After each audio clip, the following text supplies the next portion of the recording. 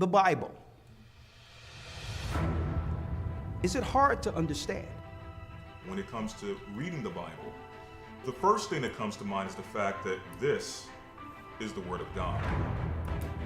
The seals have been broken, and the truth is here. And when we go throughout the scriptures, when we go throughout extra biblical records, we find that the language that God employed, that He used to create the heavens and the earth, was the Hebrew language. Christ said, I came for the lost sheep of the house of Israel. But yet no one, no religious leader, no religious church out there anywhere can now identify the 12 tribes of Israel. Can we? God is quite simple, but it seems as if man makes understanding Him hard. What are those mysteries? The truth of your book and the truth will make you free. The Hebrew and Bible Academy, you're invited.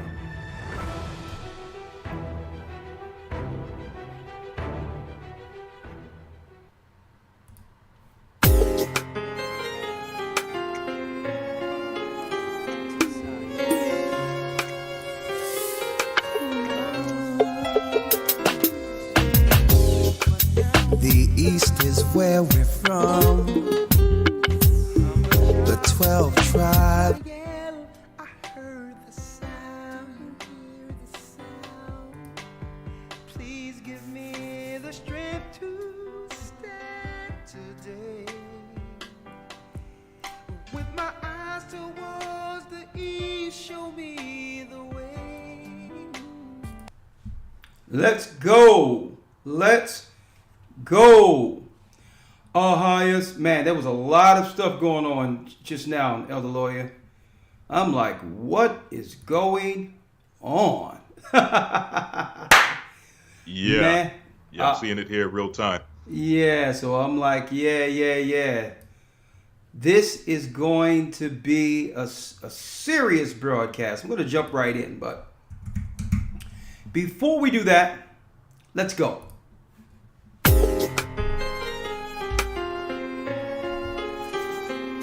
Oh,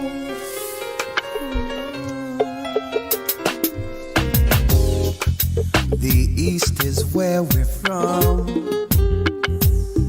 The 12 tribes of Israel.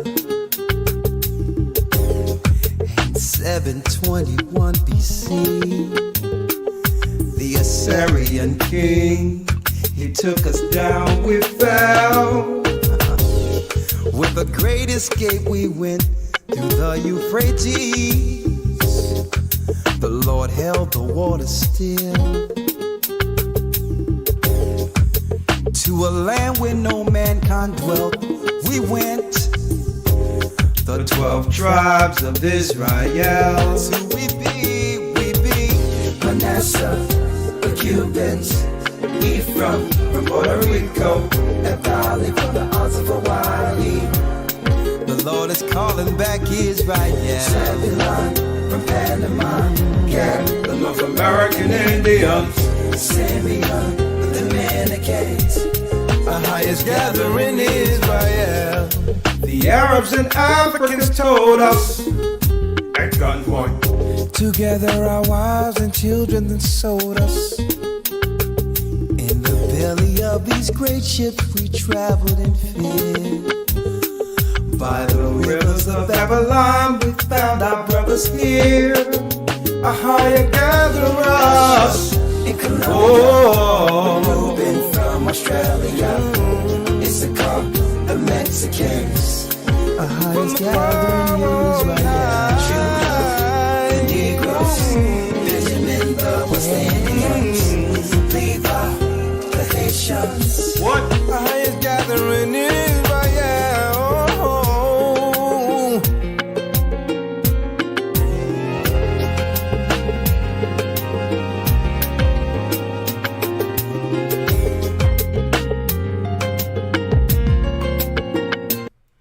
Jumping right in, I'm Elder Ricard Shiar of the Gathering of Christ Church. I hope you all are doing well. Shalom to my brothers and sisters throughout the four corners of the earth, to the Jew first, the Israelite, and also to the Gentiles. That's right, Gathered of Christ Church here live, and yes, the lines will be soon open. 515-605-9327. You know why? Because I'm starting to really understand that the majority of the population has no idea what's actually going on concerning war. We went from one level of war to the other. It seems like whatever's going on in the Ukraine cured the cold, right? Who's pulling these strings, and is there a real war outside of the war on Israelites in the inner city? And now that I'm looking, let me tell you folks, I don't think a lot of brothers and sisters out there know about the term or have looked into the terms of false flags, misdirection, bait and switch. It seems as if every war takes initiative over the war that has always been perpetrated against our people, the children of Israel, throughout history. And it doesn't matter if it's Ukraine, Russia, you can bet at the end of it, our people are being destroyed. World War I, World War II. And here it is, some people would think, viewing the Western world's narrative of those particular wars, that none of our people actually died at the hands of the enemies on either side. It seems as if, I'm going to tell you folks, the real war that people should be focusing on is the war against our people throughout the earth, especially in the inner cities. And you have some people out there, may the Most High bless their soul, misinterpreting the Bible, not understanding the true characters in the Bible as far as narratives are concerned, looking at this Russia thing, only to believe that Russia is going to come against America, not realizing Bible prophecy. The Magog in the scriptures isn't Russia. The Magog in the scriptures is China. And even in that narrative in Ezekiel, it's not talking about Magog coming against America. That's them coming against us once we're in the wilderness. The beginning of that is when China cut a deal to begin building infrastructure within Africa. That was them being pulled to come against the true enemy, to stop the children of Israel from rising. Russia isn't Magog. That was always a right-wing, that's right, a right-wing American narrative that was cooked up through what? You got it, right-wing theology. To sell the Cold War, to sell the scary Russia to Americans and all this other crap, and to demonize and criminalize people by calling them commies or communists when it's the enemy controlling both narratives. What am I talking about right now? Everyone is talking about the Ukraine and Russia now. Because why? Because the news states that that's what our attention should be on. What about the death that's going on in our inner cities? The real war. And in the Bible, it tells us who they would be aimed towards. The real war.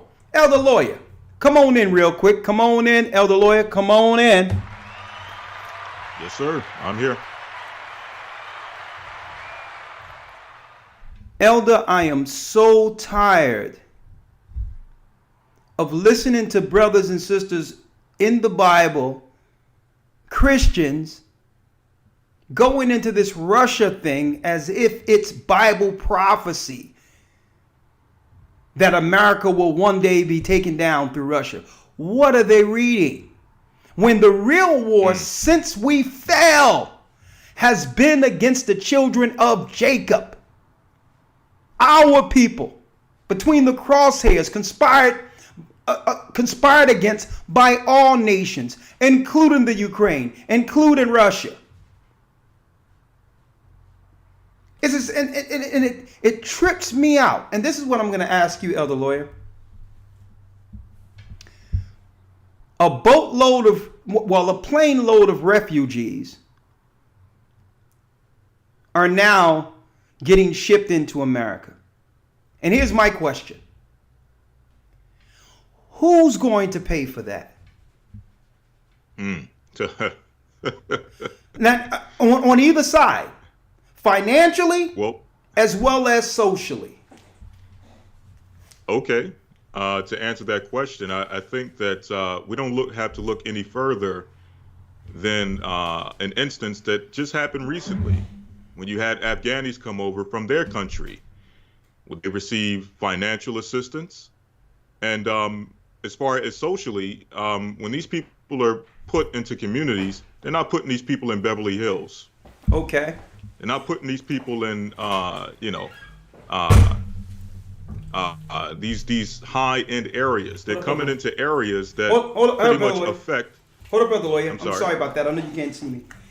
I need you to get my Tinsdale Bible out of the back of my car, because we have to show people who's made God. Absolutely. For real. All right. Lord have mercy. But I'm sorry, Elder. I'm sorry. Go on. Yeah. So if this is anything similar to what we saw earlier with the Afghanis, how they received millions in financial assistance. Exactly. Okay, and things of that nature. If this is anything like that, then obviously it's at the end of it, it's going to affect our people, because again, they're not putting these people in high-end areas. They're coming in areas and they're coming into aspects of society to really replace our people. When I say replace our people, politically and otherwise. So that's my opinion. Listen, I don't mean to listen. No one loves war. Let me make it clear. And I don't mean to be unsympathetic. But brothers and sisters, if history have taught us anything, the Western world, Rome, the Western world in particular, have lied about every war historically. And at the end of it, it's our people paying at the end of it. It's always a switch and bait. It's always a false flag, a false narrative. And then the true objective is what are our people within the crosshairs at the end of the day. So I don't mean to feel unsympathetic. I don't believe anyone should die in war. But war, it seems to me, war is more a political tool than anything to move agendas against our people, to progress those. I need you to get Magog out of here real quick. You will see in Ezekiel. Ezekiel 30, I think 38, 37, both of those I think is highlighted. We're gonna set that record straight too. But now, Elder Lawyer, I asked a question, and we're gonna deal with the financial piece. None of us are working. The blood, sweat, and tears it took to build this country, slave labor. Then on top of the slave labor, we're working and have to pay taxes. Sometimes in America, 35%, 40% in some cases. All right, if you are an individual, single, filing your taxes, taking almost half your money. Now, if they told us that our tax dollars was going towards Afghani refugees and Ukrainian refugees, what do you think our answer would be? Hades to the no. Have our money go to our people who are suffering in these communities, so we can train up our people in the ways of the Almighty.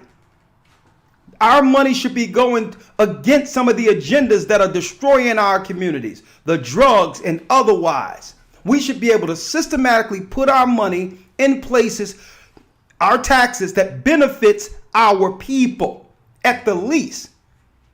Let alone, we're not going to talk about reparations, how Japan received reparations. The Jewish people still are receiving monies from World War I, World War II. So we're not even talking about what? We're not even talking about reparations. How can they redirect our hard tax money towards Ukrainians to only come in and finish and stress our people more than we're stressed already, because they're not being moved into the suburbs. They're not being moved into the communities, the to-do communities with good schools. They're coming straight into our areas as minorities to get access to all the programs, social programs, and grants that our people don't know exist under civil rights. So I'm tired of this, because this is the real war, folks. At the same time, no soon as the news came out, 2-3 days, the news came out within 2 or 3 days about crack pipes being given out in the inner cities. All of a sudden, the cold goes away, and guess what? A convenient war in the Ukraine. Now, listen, if people want to fight and do all that stuff, let them knock themselves out. But it's never exactly what they say it is, brothers and sisters. Because what does a Ukraine-Russian war lawyer has to do with refugees coming to stress us? And then there's more money on top of that that's going to hyperinflate the dollar to destroy eventually the economy. The more money we put towards all this other stuff, it drives up the cost and price of everything else. War costs. But that's a cost they're willing to pay as long as our people are hurt in the long run. You got volume 2 to this? Oh, It stops at Jonas. You have it? It stops at Jonas. Okay, no, I'll give it to you. Don't worry about it. It could be in the other book. In the other one, you got volume 2. Hold up. It could be in the other book I have. Yes, sir. Give it here. Yes, sir. I'll get it in a moment, all right? Don't worry about it. I'll get that in a moment. Don't worry about that. Yes, sir. All right. Elder lawyer. Now. Yes, sir. Yeah, close that for me. Yes, sir. First of all, we have to understand the narrative of the Bible. No one can go into the Bible to give any credibility at all, religiously or otherwise, or theoretically, of Russia eventually coming against America. It's utterly ridiculous. You know how many Russians are living in America right now who are heavily invested in this country? So that's the left-right game they've been playing on people. The good cop, bad cop. But at the end, our people are oppressed. Okay? So, Elder Lawyer, let's go into Daniel where it says 70 weeks are determined. Let's go. Yes, sir. This is the book of Daniel, chapter 9, verse number 24. 70 weeks are determined upon thy people and upon thy holy city, to finish the transgression, and to make an end of sins, and to make reconciliation for iniquity, and to bring in everlasting righteousness. And to bring in everlasting righteousness, come on. And to seal up the vision and prophecy, and to anoint the most holy. And to do what? And to anoint the most holy. And to anoint the most holy. So the scriptures, the Bible is what? An Israelite narrative. It's an Israelite narrative, brothers and sisters, which means, think about it. If it says 70 weeks are determined on the people, we have to determine what people it was talking about. This is talking about eventually a desolation. But Christ would need to come to fill up the sum of righteousness that would give us an opportunity back to our preeminence, our high position one day. But it says 70 weeks are determined. What, elder lawyer, when it says 70 weeks? Now, I think it's muted, elder lawyer. I'm sorry, Salakia. 70 weeks are determined upon thy people. Upon and who? Upon thy people. Upon thy people. Read. And upon thy holy city. And upon thine holy city. This was the prophets of Israel, Israelites prophesying the coming of Christ and the destruction of our city, Jerusalem, Israel. So you have to realize the narratives of all wars with Rome at the helm is to attack and to come against our people. And you can bet your bottom dollar, if refugees are being what? Shipped out of the Ukraine only to get our tax dollars for refuge, our people are being left back there to starve and die. Are they considered Ukrainians? Are they considered? I always hear about what happened with Hitler and all that. And you know what? Listen, history tells us Hitler was a bad man. Can someone tell me how many black people died in that war? Why? We were in Germany. We're still in Germany. You would have thought that only one group of people suffered in World War I, World War II. And when you look into the Balfour Agreement, that's a whole nother conversation we can have at a later date. But at the end of the war, some people get benefits, but every war, our people suffer. Every war. And we just sit back and buy their narratives, not realizing that the Bible tells us that it's the nations in every war planning to destroy us in remote areas while they're killing us in the inner city. I don't want to hear about no war when anytime the government can legally pass out drug paraphernalia in our communities and going to talk about another war. Is that not war? Is that not war? What's a safe way and a clean way of killing yourself with drugs? Folks, wake up. We went from one campaign to the next, stressing, aiming towards killing our people. And I don't want to hear about no war outside of the Bible's narrative of war. The Bible narrative, because the people that comes over there from the Ukraine automatically straight off of the boat, straight off of the ship, has a what? Higher social standing than our people who built this country the day they step off what? The plane. The day these Ukrainians step off the plane, they're automatically what? Propped up over our people who built the country. How long are we going to continue to go for this? 70 weeks are determined against the people. What people? God's people. The desolation of abomination. Them coming against our people, folks.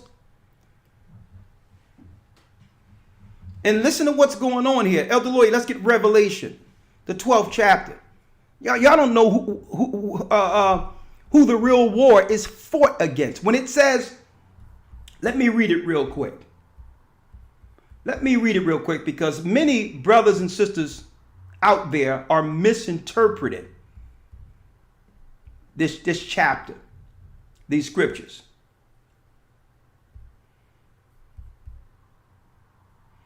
They're misinterpreted.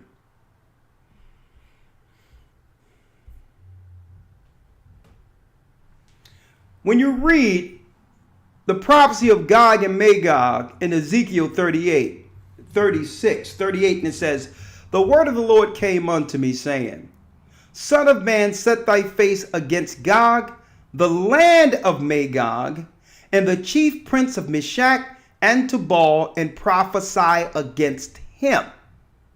When you look in all the ancient Bibles, folks, that's China. It says China there.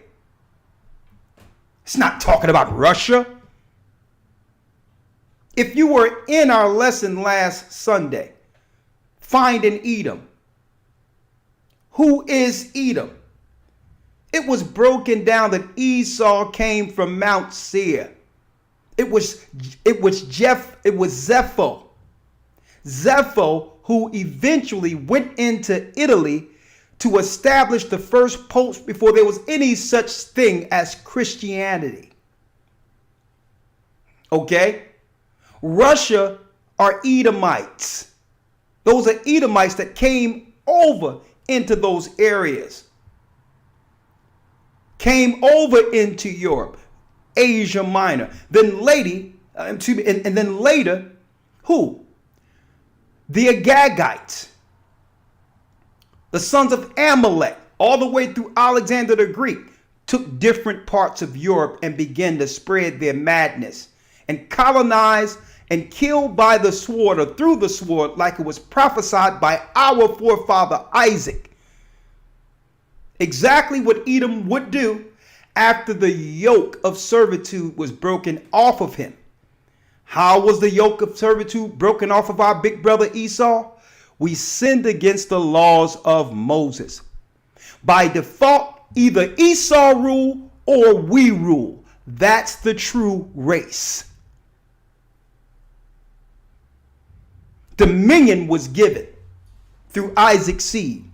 Esau, our big brother, is a fugitive on the loose. Okay? And have always used wars to calculate against his little brother Jacob. So I don't want to hear about no Russia, America stuff when I understand that Rome, the 10 horns, is controlling it all, will demonize America. On top of that, will make it where America isn't credible at all on the world stage with a bunch of freaks, mental ill people controlling things to a degree that the whole earth is going to come against America for its immorality. And guess what? That particular narrative, that script, was created by the 10 horns. This is why only majority of America has schools where people are questioning what a man is or what a woman is, what a boy or a girl is, what girls or boys are. And they're doing it on purpose. And they put brain dead people in position to drive this thing straight from total piety into what? The trash. Politically on purpose. So that the whole earth can look at America as what? The immoral sore that needs to be destroyed. And this is why, that's why it says, let me tell you, America's not going to fall all at once. And this is why the Bible says Babylon the Great is fallen. It's fallen. It will fall in increments. But at the end of it, they're falling on the children of Israel. Elder Lawyer, let's get Revelation 12 and let's talk about that serpent real quick. And then we're going to get, and do me a favor, folks. Please hit the like button here. Hit the like button for us, please. All right. Read it real quick where it talks about them coming against our people. Yes, sir. The book of Revelation, chapter 12, verse number 3. Come on. And there appeared another wonder in heaven, and behold, a great red dragon having 7 heads and 10 horns and 7 crowns upon his heads. And his tail drew the third part of the stars of heaven and did cast them to the earth. And the dragon stood before the woman which was ready to be delivered, for to devour her child as soon as it was born. And when it says 7 heads and 10 horns, listen clearly, folks. The 7 heads in the Bible represents the 7 hills Rome sits on. The Most High was showing the great whore, the evil of Rome and her conspiracy, not just religiously, but politically, against the children of God.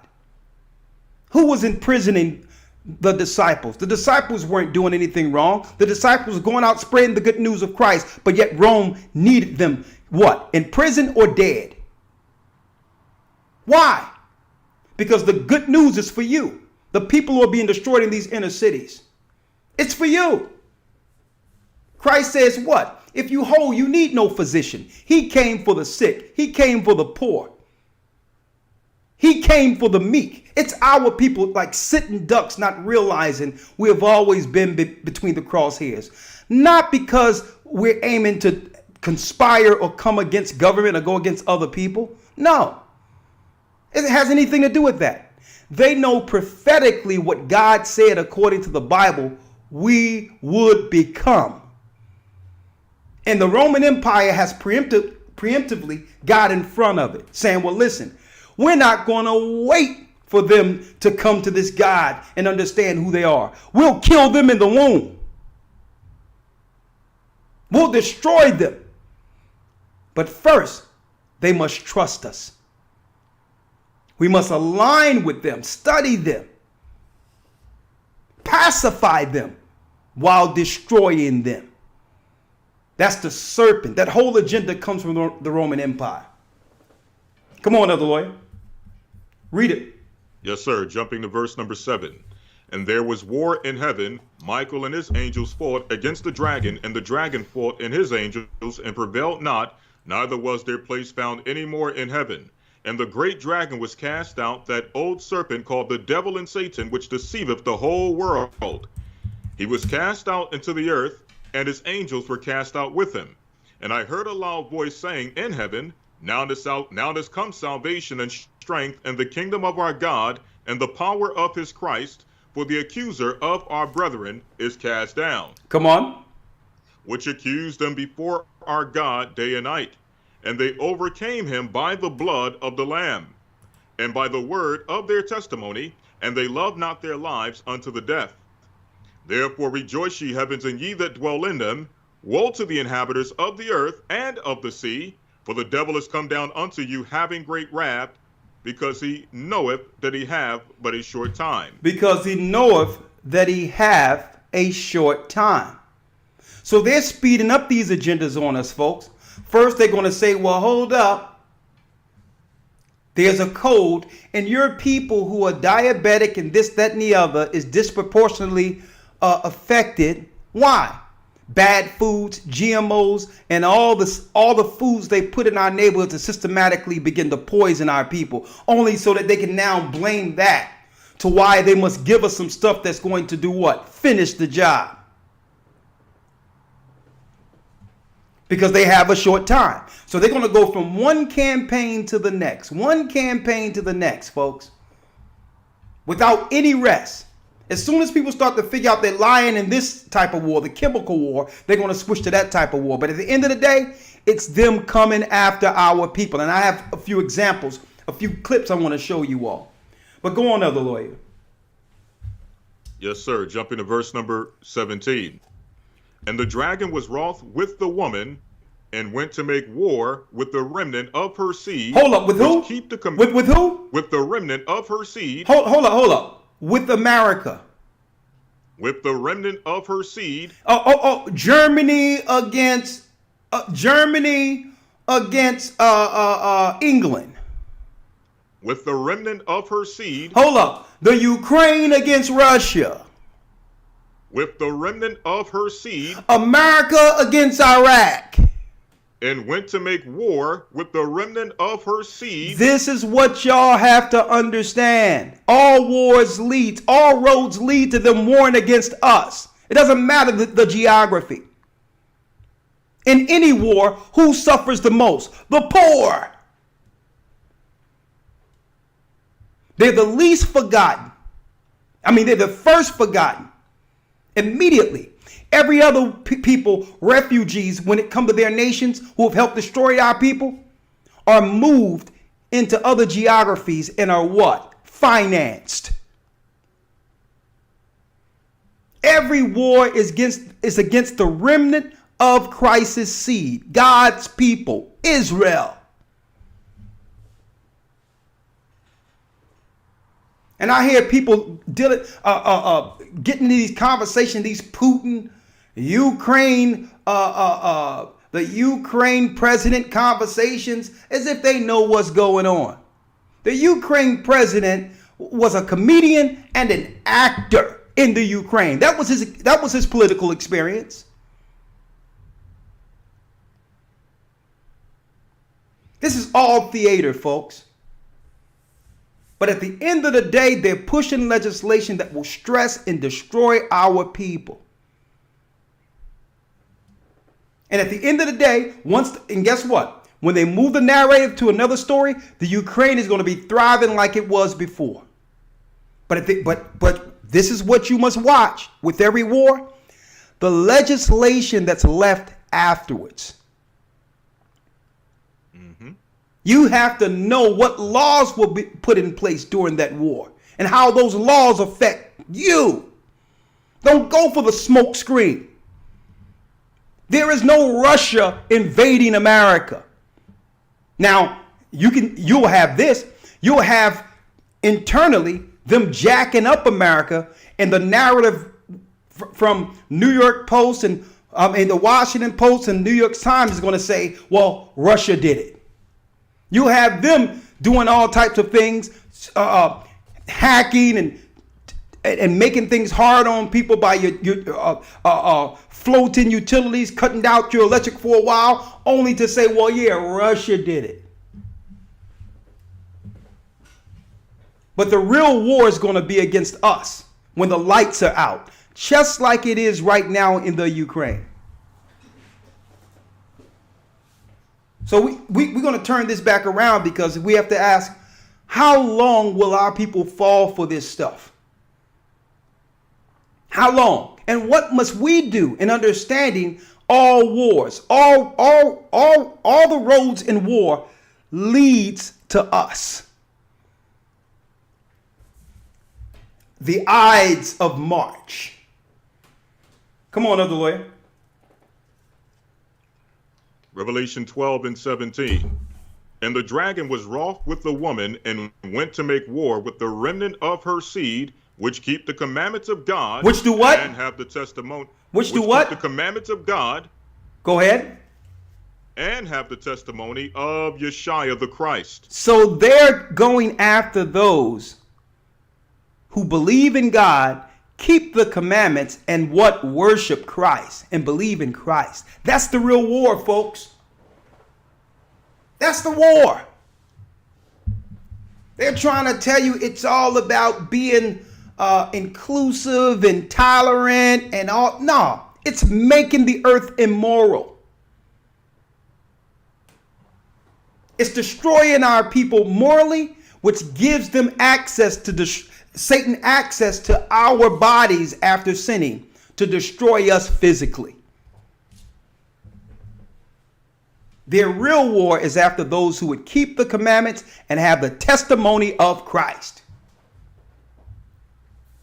But it tells us the earth helped the woman. What's the earth? The information that came from the Qumran caves, like the Book of Enoch, the Book of Jasher, different literature that was hid by the Roman Empire. That was hid by the Roman Empire so that we can have the original doctrine before the Romans came in with their lying, modern day pagan Christianity. Come on, other lawyer. Yes, sir. Revelation 12:17. And the dragon was wroth with the woman and went to make war with the remnant of her seed, which keep the commandments of God and have the testimony of Yeshua the Christ. And have the testimony of Yeshua the Christ. Read on. That's it. That's the last verse. I need you to go back to where it says like a flood after the woman. Yes, sir. I'll start at verse number 15. And the serpent cast out of his mouth water as a flood after the woman, that he might cause her to be carried away of the flood. That and he may that she'll be carried away from the what? That he might cause her to be carried away of the flood. Of the flood. So this is what's going on. They find out where our people are in number, in groups. And they begin to send missionaries, so-called health care and water to help the underprivileged, only to rape, rob, pillage, and demoralize every place our people are. That's their plan, claiming they're coming in for philanthropy or to help the underprivileged who are diseased. Who diseased us? Huh? To help those who are starving. Well, who deprived us? What happened to our land? What happened to our good water that you poisoned? So the Bible teaches us that this is a conspiracy of biblical proportions, concocted by who? Esau and the 10 horns, who was Europe. Okay, Russia is just one of the many who are working in collusion with the Roman Empire. At the end of the day, the 10 horns will stand. Now, let me show you this real quick, Elder Lawyer. Let me show you this real quick.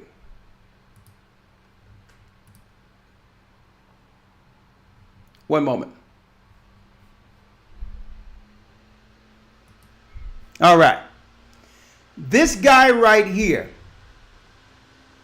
isn't Magog. This guy right here is Esau. Okay? This guy is Esau. The first came out red all over like a hairy garment, and they called his name Esau. His collar is white. This page is white. This guy is red. He is not Magog. How did Esau get Asia Minor and different parts of Europe? Europe is ancient Asia Minor under Alexander the Greek when they began to conquer, and Zepho, who went into Italy and set up armies all over in those areas, and they began to go into Eastern Europe to take over. This guy is an Edomite. He's not Magog. Stop lying on the prophecy. Now, here's the real war that the Bible is talking about. Fair use, and I like to thank my brother here. He made a nice video. Murad Morali. I don't believe in his religion or whatever he's dealing with, but he has some good news. He has some very good content we should be looking into, Elder Lawyer, when it comes to the Ukraine. Fair use. So coming to you guys with some breaking news. It seems that the trains on the way to Poland, large amounts of Africans are being left behind. Hey guys, it's Murad Morali. Hope you guys are all doing well today. Back at it again. It is daily and consistent content. And let's get straight into this video with Ukraine and Russia. It seems there have been heavy updates, guys. But one specifically is that a lot of people are on the way to Poland, and of course they are going there as refugees with or without visas. Some are getting in, some are not, depending on the countries that are accepting their refugees as well. This particular person who's trying to get there says, train to Poland, got here, I and other 2 Africans entered first. Few minutes later, the police came in and dragged us down from our cabin. Only Ukrainians are allowed. I do not blame them though, I blame African leaders. Wow. So the blacks living in Ukraine lives aren't as valuable as the white Ukrainians? I thought a life was a life. Oh, you want to blame it on the African leaders? Where you at, Biden? Where are you? I thought you was helping the refugees. Come on. Do not blame them though. I blame African leaders. Wow. Whew. She has also said in a different tweet that, you know, in the train station here in Kyiv, children's first, women second, white men third, then the remaining is occupied by Africans. This means that we have waited for many hours for trains here and couldn't enter because of this. Majority of Africans are still waiting to get to live. When we had to start shouting and pushing African women to the train, so they had no other option than to allow them since they said women and children first, it was not the case earlier at all. Wow. Only whites were going in until the black men then they started shouting and pushing our women to enter the train. So they. But you know what? It'll be your tax money paying for Ukrainians to come over to steal the grant money and all the money that's for your communities, for your family who died for civil rights. Okay, yes, these are going to be the black, the people of color, the minorities who's going to come into your community and set up new multicultural shops. Okay, they're going to set up. That's right. You're going to see them setting up new chicken shops. And where do they get all this money to set up businesses right up under our nose? It's your money. It's not costing them anything. It's your money. It's the civil rights money. And on top of that, your tax money. People are working hard. With inflation, high gas prices, food costs what? For a loaf of bread, it's almost $4 right now. And they're telling us we need to pay for some Ukrainians while leaving our people behind.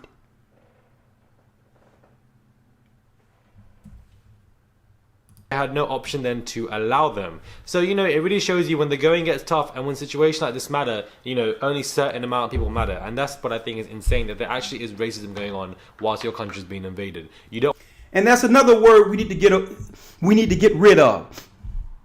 Racism going on. That's too ambiguous. This is another attack on Israelites. We have to call it what it is.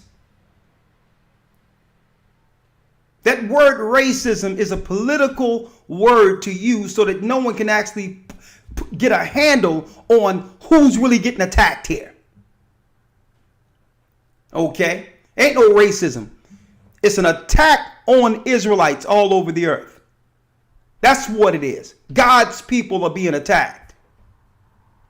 You don't want to save every single individual person. You just want to save yourself or your people. And I think stuff like that, guys, is disgusting, and it's happening. This person is documenting it, and it's just insane.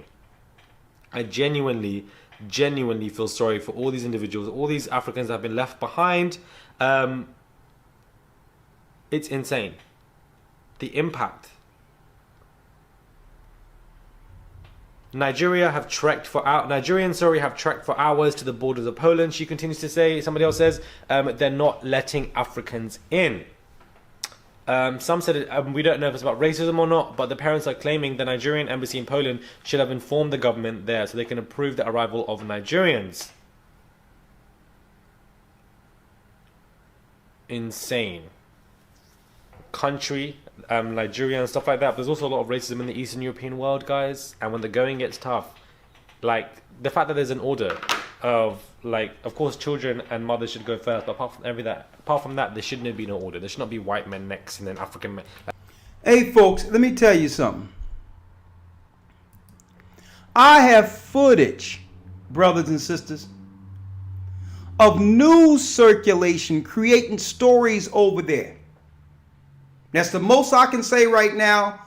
I'll deal with that on Patreon this coming Friday because I need to respect the guidelines here. Folks, it's never what they're telling you. But at the end of it, it's our people suffering. And you know what? You know what? Of course, the administration has something for us, right?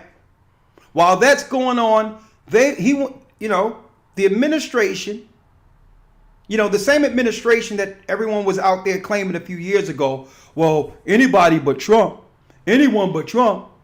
Well, he has something for us, okay? He has grants.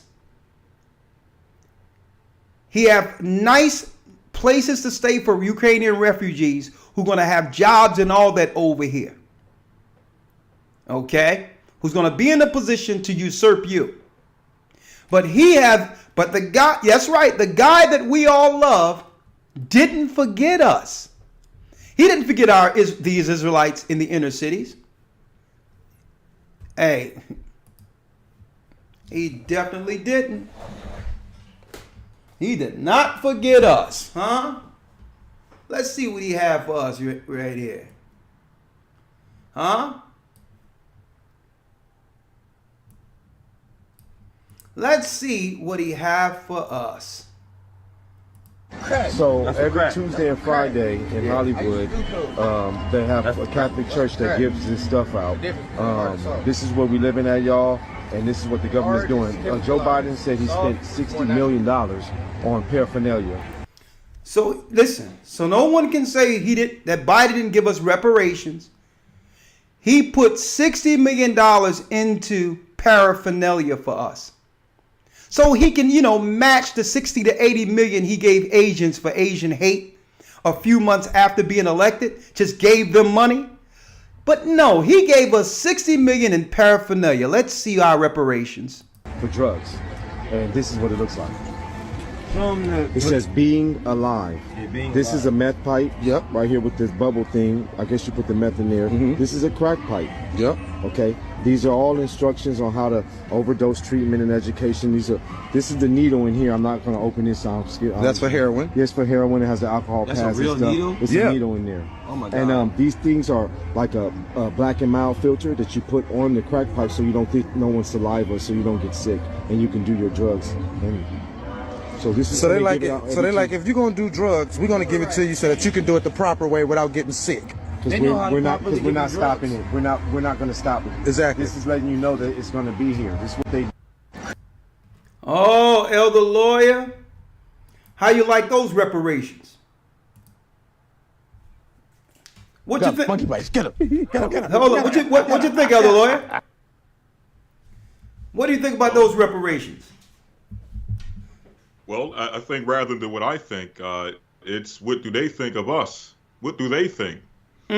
To believe that this somehow, some way is some form of, what do they call it, a fight against racial injustice or some type of funds to stop racial injustice against us. What do they think of us to believe that this somehow helps our community?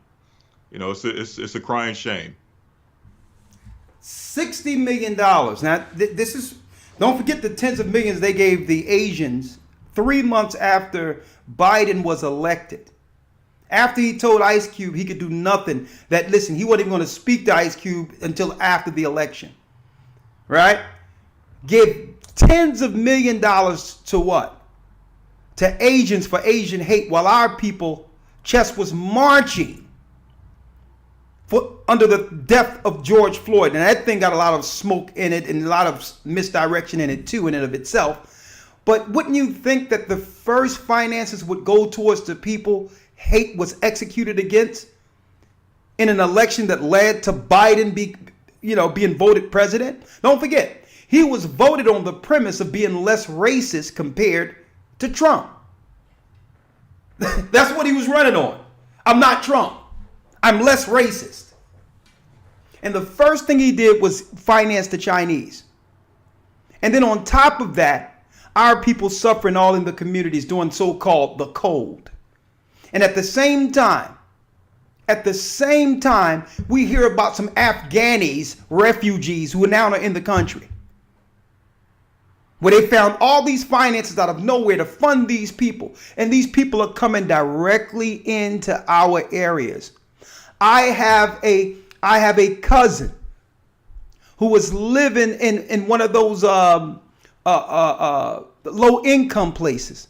Don't you know that they end up evicting some people so that the Afghanis can have room there? Did y'all know that? Our people who built this country are being put out on the streets for Afghanis. And then on top of that, they want us to now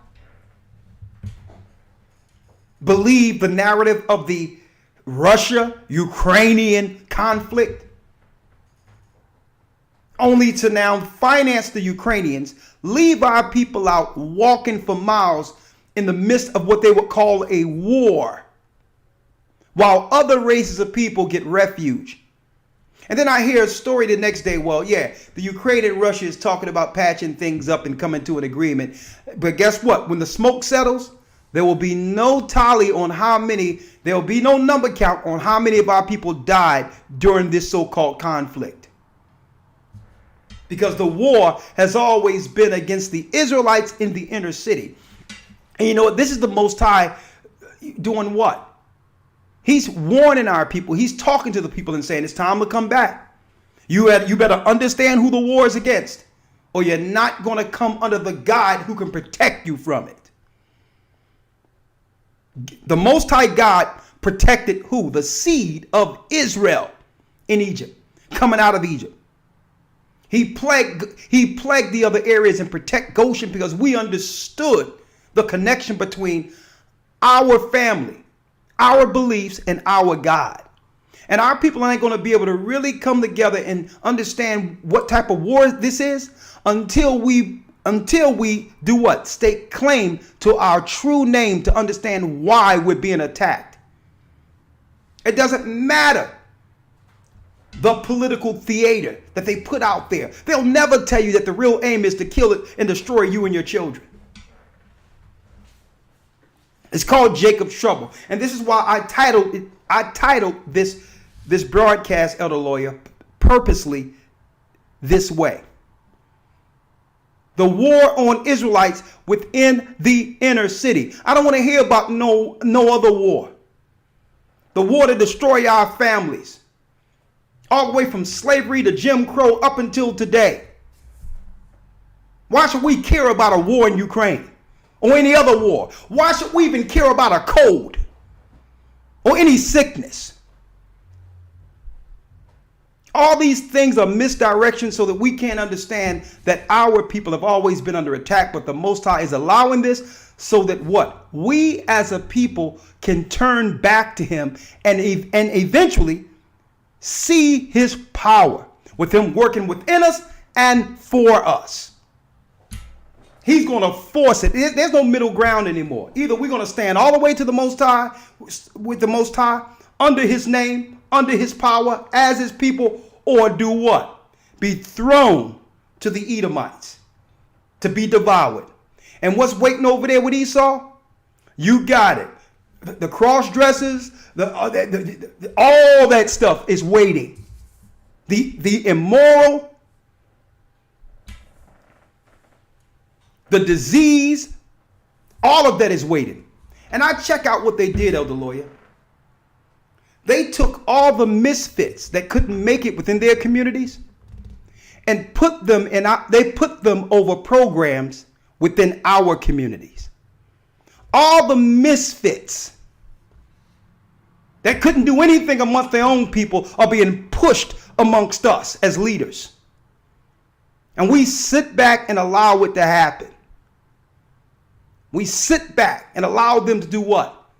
Align their causes with us. Oh yeah, well I'm a boy in a girl's body and I'm a girl in a boy's body, but I've been oppressed just like blacks.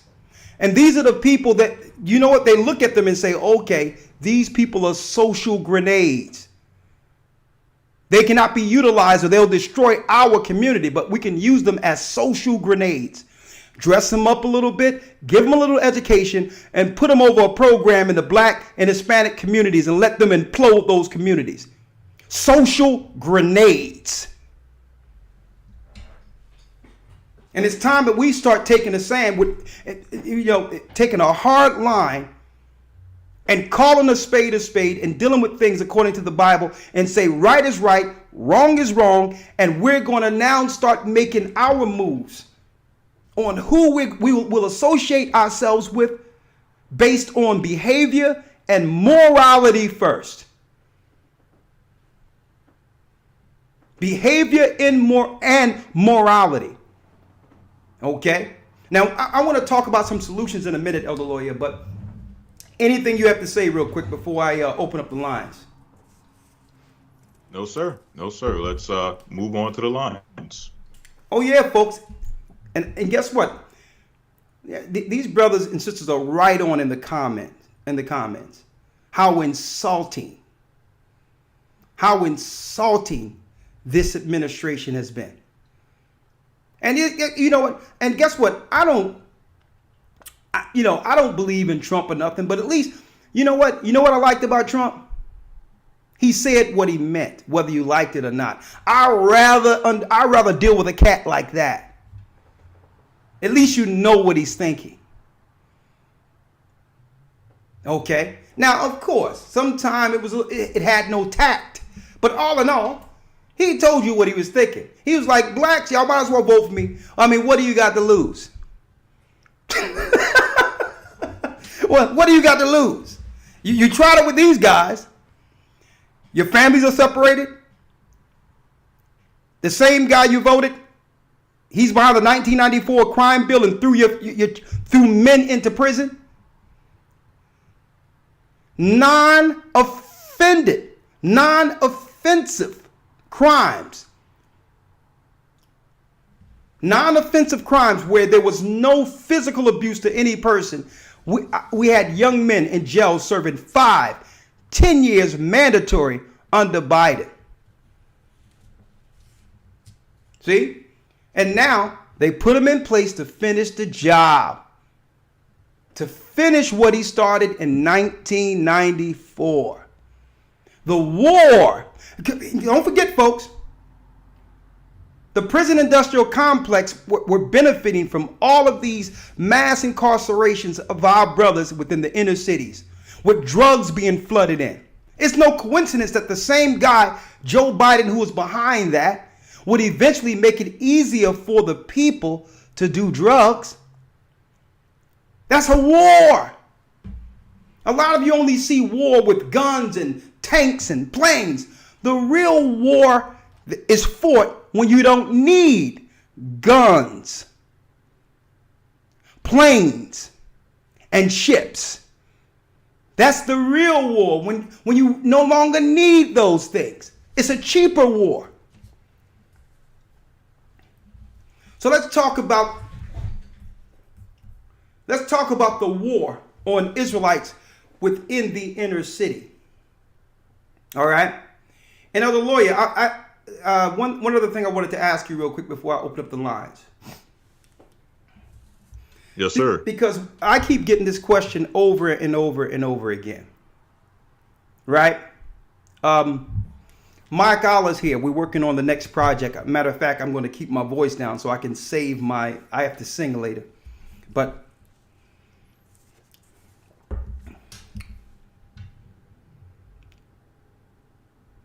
is it possible, speaking of attacks on Israelites in the inner city, just your opinion, with your opinion, and then you can give the biblical answer if you would like. But let's start with your opinion. Do you think it's possible for Israelites who know they're Israelites in America to come together?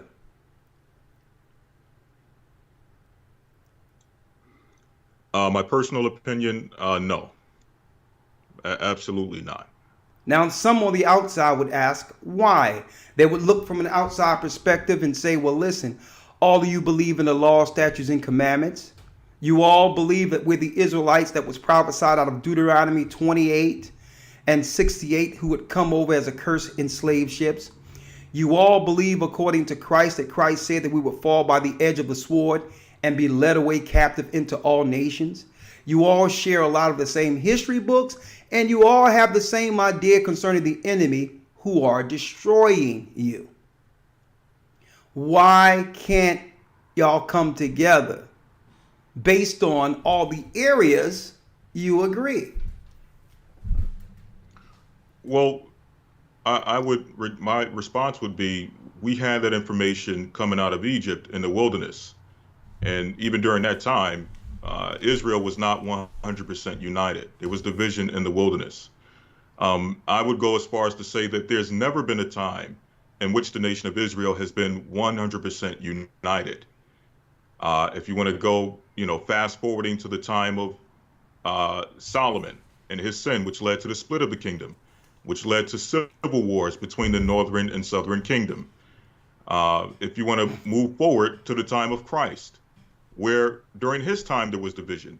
And even Christ himself, when he came with great miracles, great power, great teaching, a powerful ministry, the greatest ministry to ever hit the face of the earth, when he came, it still did not unite the whole nation of Israel at that time.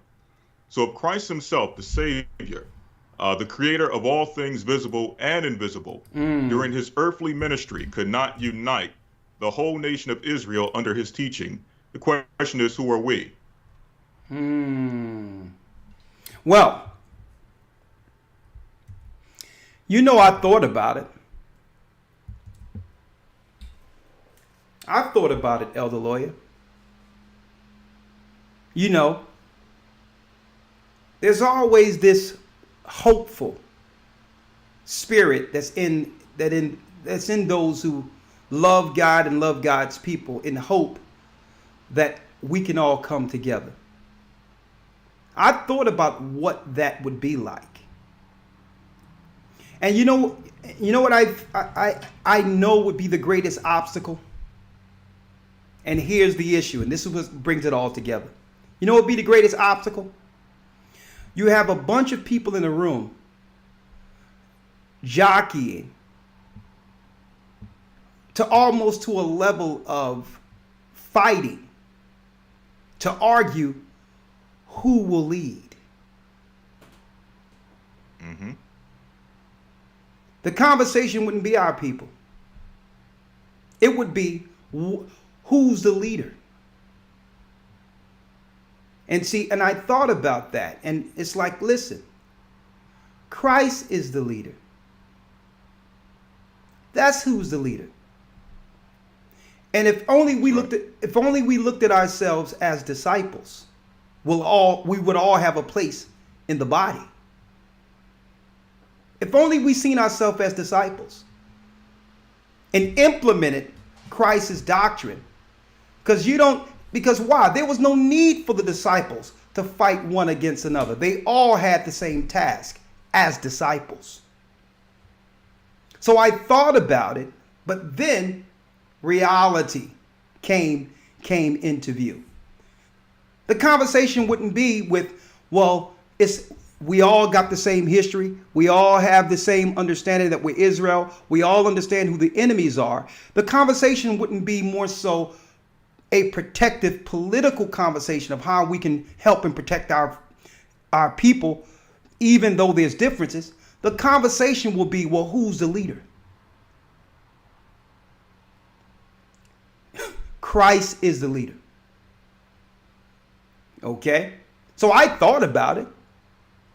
And see, Moses wasn't a leader because he thought himself to be one.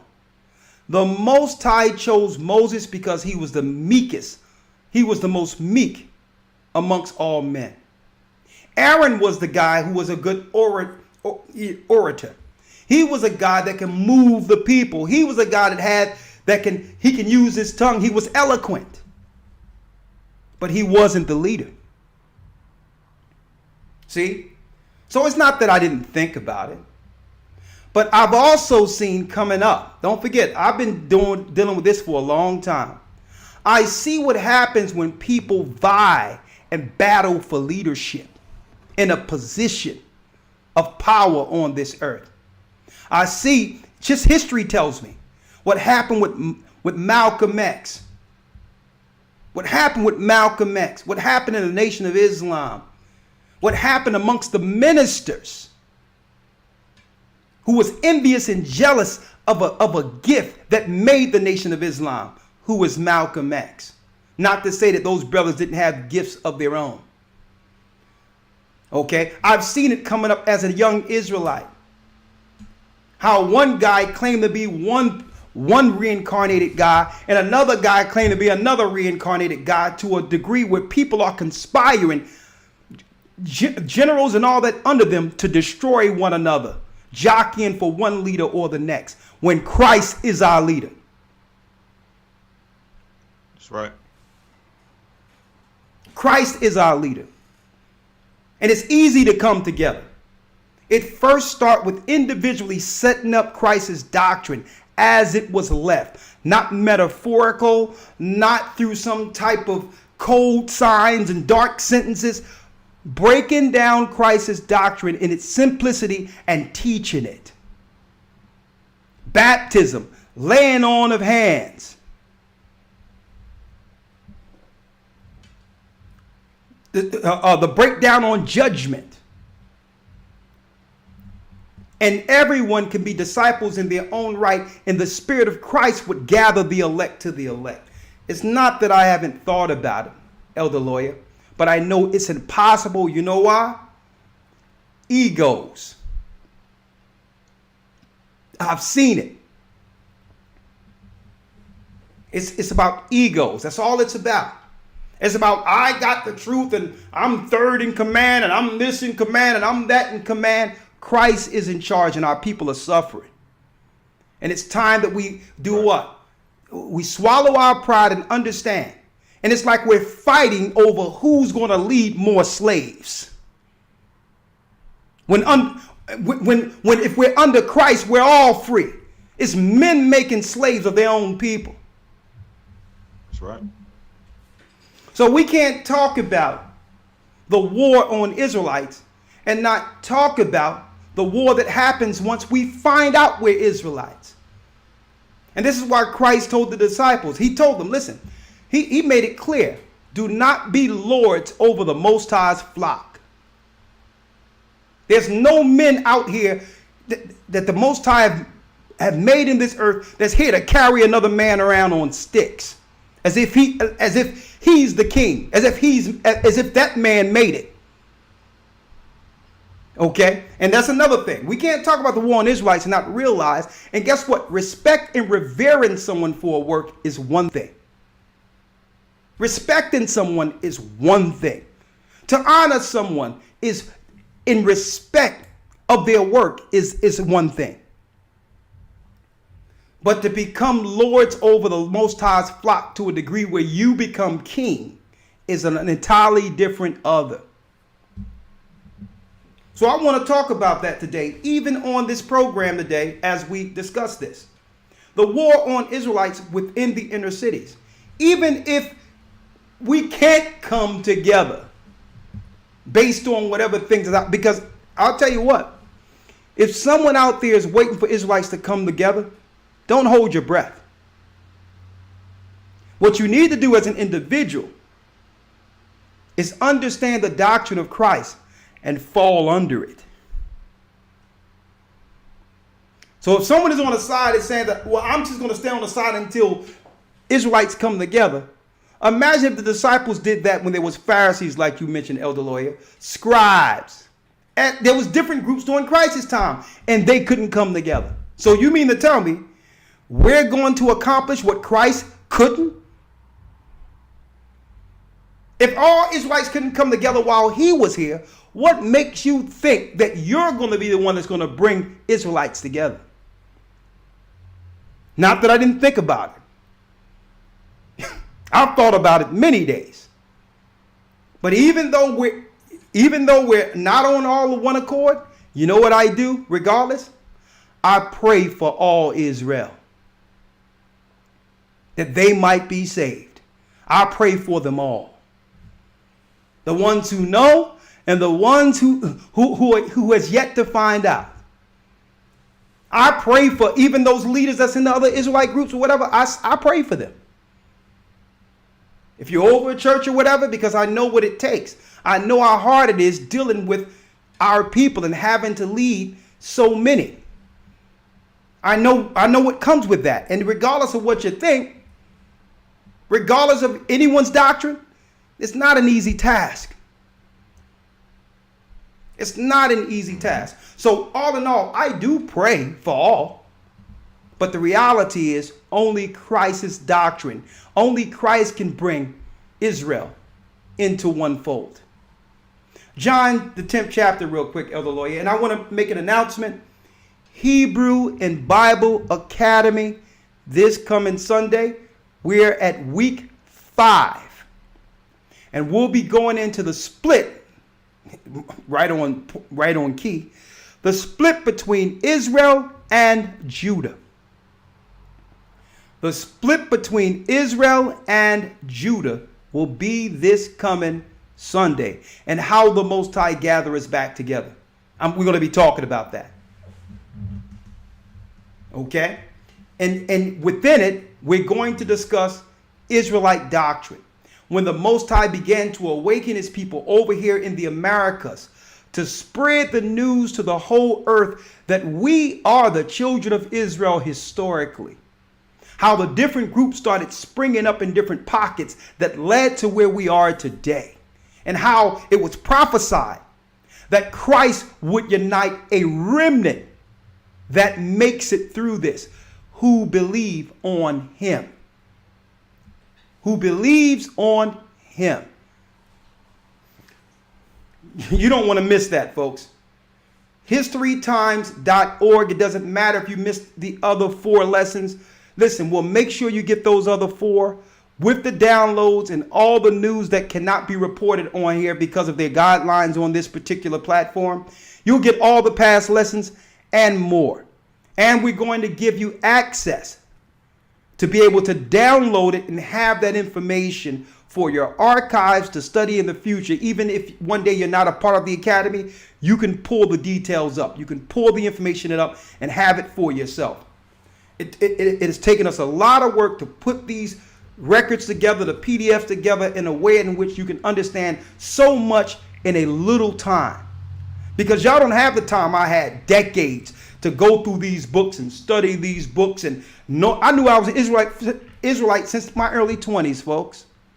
And y'all don't have all that time to do all that. And the theologian schools want to charge you all this money for this, and they're lying to you.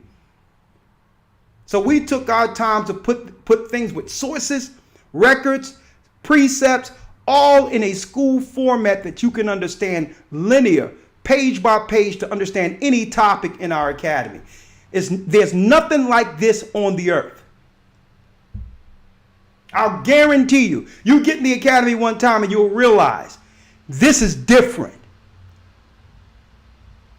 Hebrew, prophecy, teachings, news, all in one day.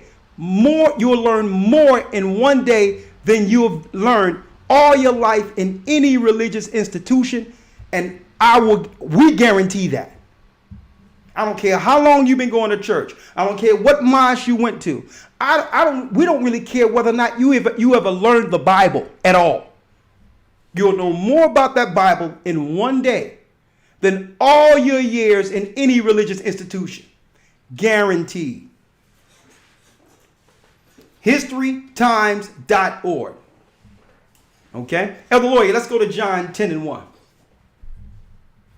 Yes, sir. St. John chapter 10, verse 1. Yes. Verily, verily, verily, verily, I say unto you, he that entereth not by the door into the sheepfold, but climbeth up some other way, the same is a thief and a robber.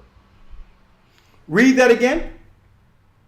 Verily, verily, I say unto you, that he that entereth not by the door into the sheepfold, the same is a thief, but climbeth up some other way, Salakia, the same is a thief and a robber. The same is a thief and a robber. There's only one way into Christ's kingdom. It's the doctrine he left Peter. Okay? That's it. That was the doctrine that was actually taught throughout the earth that have led us to this truth. The doctrine that Paul taught. That's right. All of that was delivered in essence through who? Peter first. All of that was Peter first. And it's the doctrine he left that Christ left him. You knowing you're an Israelite isn't a doctrine. That's history. You've just awakened to the party. You understand there's a war against you and your soul. You are an Israelite. Guess what? Welcome to the party. That's not the doctrine. That's not the truth. Christ is the truth. That's right. So if you think you made it just because you know a few laws and know you were Israelites, the Pharisees had at least that.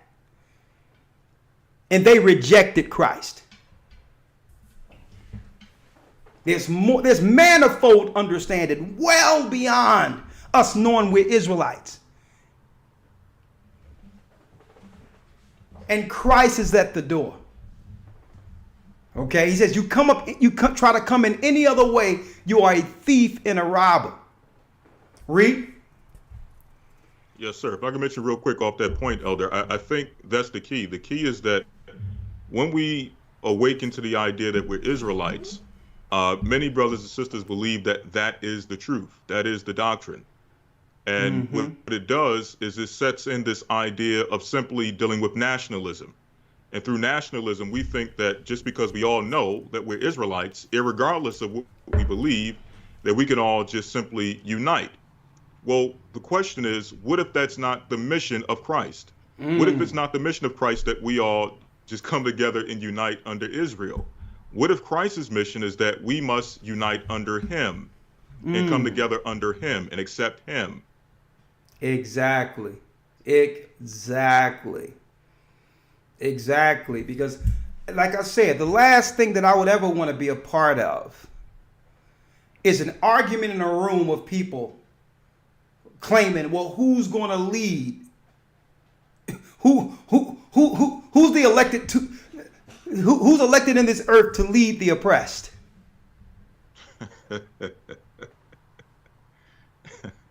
I'm the leader. No, I'm the leader. No, I'm the leader.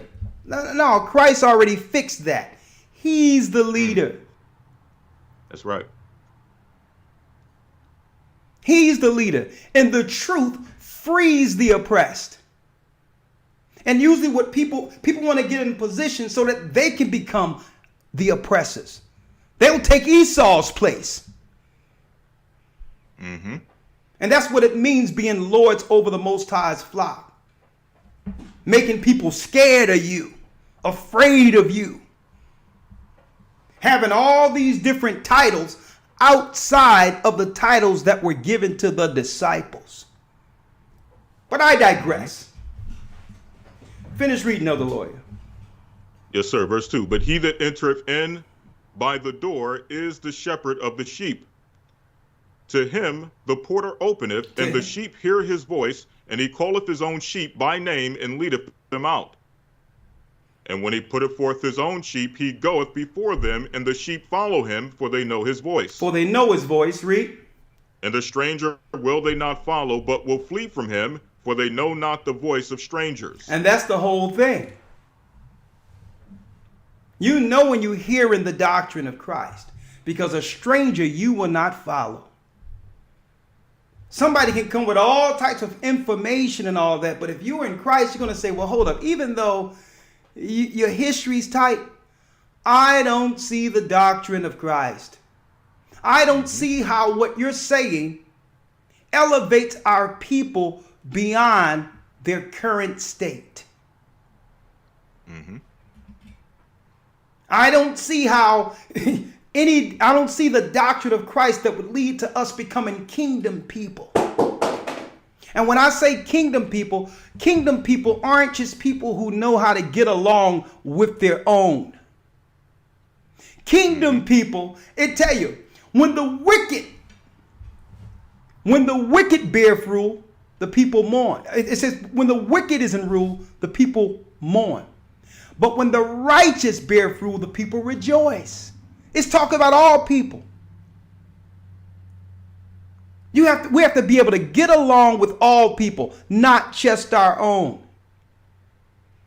And that's another thing. And this is why when people see it, they be like, that's not Christ.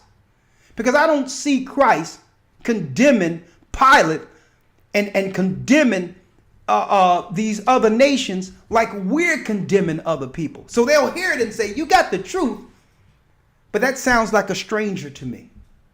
Because Christ, Right. Even though Christ was an austere man, Christ had compassion. He had compassion. So you can have all the history, all that, and all you want. But if someone don't know that you genuinely care and love, they're going to know that you are a stranger. You just studied a little history. You just found out you are an Israelite. But you are without compassion, without love, without forgiveness. And see, this is the spirit I can say that's in the Christian church, in which a lot of our people grew up in the Christian church, they had that. They may not have had the history and the truth and the understanding that we have right now, but the compassion was there.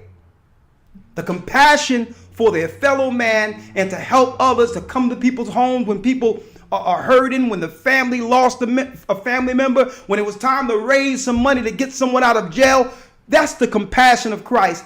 Whether or not you know you're Israel or not, that's Christ. That's right. And that's going to be the spirit that's going to eventually do what? Bring us to a level in which we can conversate. Okay? Because the last thing our people are saying is, well, I'm not going to get up under the foot of Esau to only land myself under a foot of an Israelite leader. Okay? It doesn't work that way. There's order, there's honor, and there's respect. But all in all, Christ is the leader. And he's telling you this. He's breaking it down. He says, a stranger they will not follow. Why? And I've had people do this. I've had people eventually, at first, they couldn't stand what we were teaching. But they were in Christ. They couldn't stand what we were teaching. But they had tenets of Christ within them. They understood, based on their studies, they understood the nature of Christ according to the word. Initially they didn't like what we were teaching. But then they started doing what? Comparing what we were teaching with what they were reading.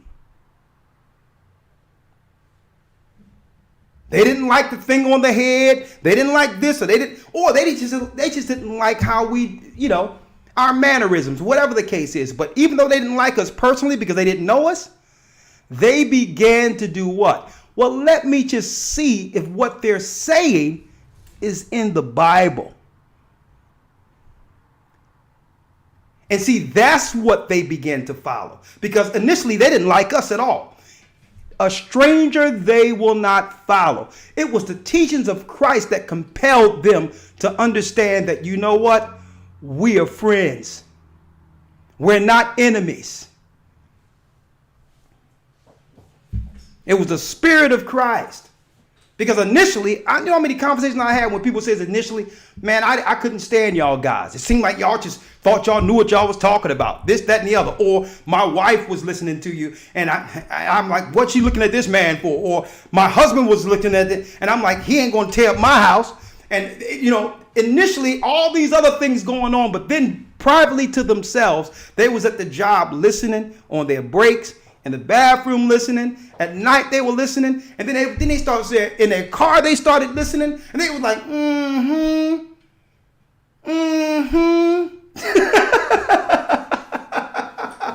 It's always got, it's like, why I couldn't see this at first? But because Christ tell you, a stranger you will not follow. It's right to be skeptical initially after what our people have gone through. I don't think something was wrong with our people who wasn't skeptical. Every time we get into something, it's only to get disappointed. So listen, but a stranger, it says a stranger you will not follow. Because why? You know what to expect within the doctrine of Christ. And it starts with how you're treated by other people, how people communicate with one another.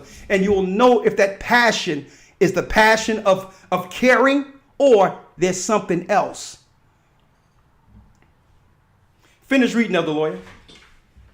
Yes, sir. Verse number 6. This parable Yeshua spake unto them, but they understood not what things they were he spake unto them. Then said Yeshua unto them again, Verily, verily, I say unto you, I am the door of the sheep. Whoa! So, hey, that's how it goes down. When somebody comes, I'm a leader. I'm this and I'm this. I'm third in command. I'm 16 and I'm from the heavens. Christ says what? Verily, verily, I say unto you, I am the door of the sheep. Oh no, brother! I've been reincarnated 5 times, and yeah, I'm Paul. I've been reincarnated, and I'm David. And if you can receive it, if you can receive it, I must be one of the cats. I must be one of the cats if you can receive it. Read it again, Elder Lawyer. Then said Yeshua unto them again, Verily, verily, I say unto you, I am the door of the sheep. I'm the door of the sheep. That's Christ. He's the leader. Read. All that ever came before me are thieves and robbers. Ooh, you know they wanted Christ done after that. He said, every other leader that came before me are thieves and robbers. Look at your Pharisees and scribes and the condition of our people. And you can't say you're leaders and the people aren't what? And the people aren't benefiting from the gospel, from the truth. The people are still suffering. What are you doing to heal those you're shepherding? He says, everybody that came before you was thieves and robbers. You know they wanted him done. He says, where's the benefit of my people? For my people. And see, and this is why people don't understand. Even though we do scriptures and break things down, think about this, folks. I could be breaking down scriptures and drop this and drop that, but then we have a Patreon and we sit down and speak with people where we bring in a healer, Dr. Truman and his family, every other week or every other month or once a month, to tell people what are the natural ways of getting their bodies together according to the herbs the Most High gave Adam from the beginning. I have no vested interest in that. And guess what? I'm talking about personally. Okay? When I say personally or anything, Truman will tell you, he don't give me anything. Whatever he get for helping people, that's his ministry. He'll tell you. He don't have a conversation with me and then it's like after that, and I'm on a conversation, yeah, how many people called? Yeah, how much you get on that? Can I? No, he'll tell you that. That not once have I ever called him for a dime. As a matter of fact, when I called him, it's to actually send money to him to send me herbs or for my family. Because why? Our people are suffering. So even though I'm a Bible teacher, I understand that's not my ministry, but I know it's upon this ministry to help heal our people. Even if I get nothing from it. Our people are sick. They've been targeted through eugenics. And the Most High blessed us with people who understand what to do with that. And you know what? I could sit there all myself and say, okay, Patreon and listen to me and all that. No, it's about what I always think. What is it we're missing? What is it we're not giving the people? How can we heal them? What idea or what can we come up with that can bring more understanding, more revelation, more healing to God's people? Because that's what Christ did.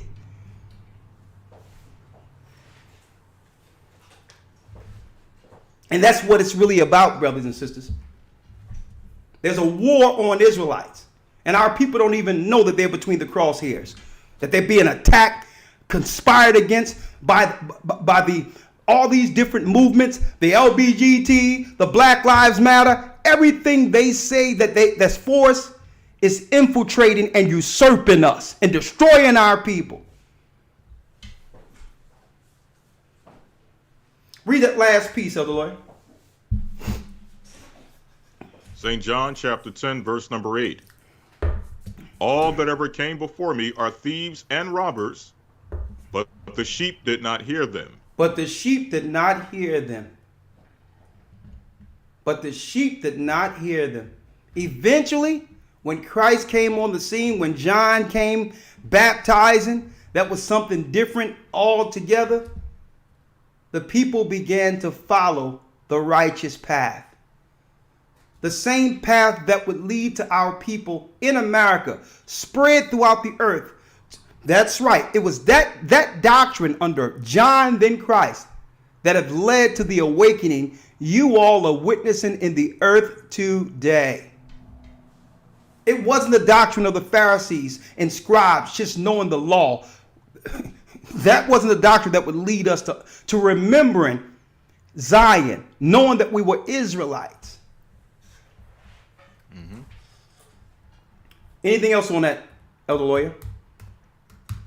There's more. I mean, it's the whole chapter, but I guess people can read it in their own time. I need you to go to Isaiah where it says that we will ascribe the name of Israel.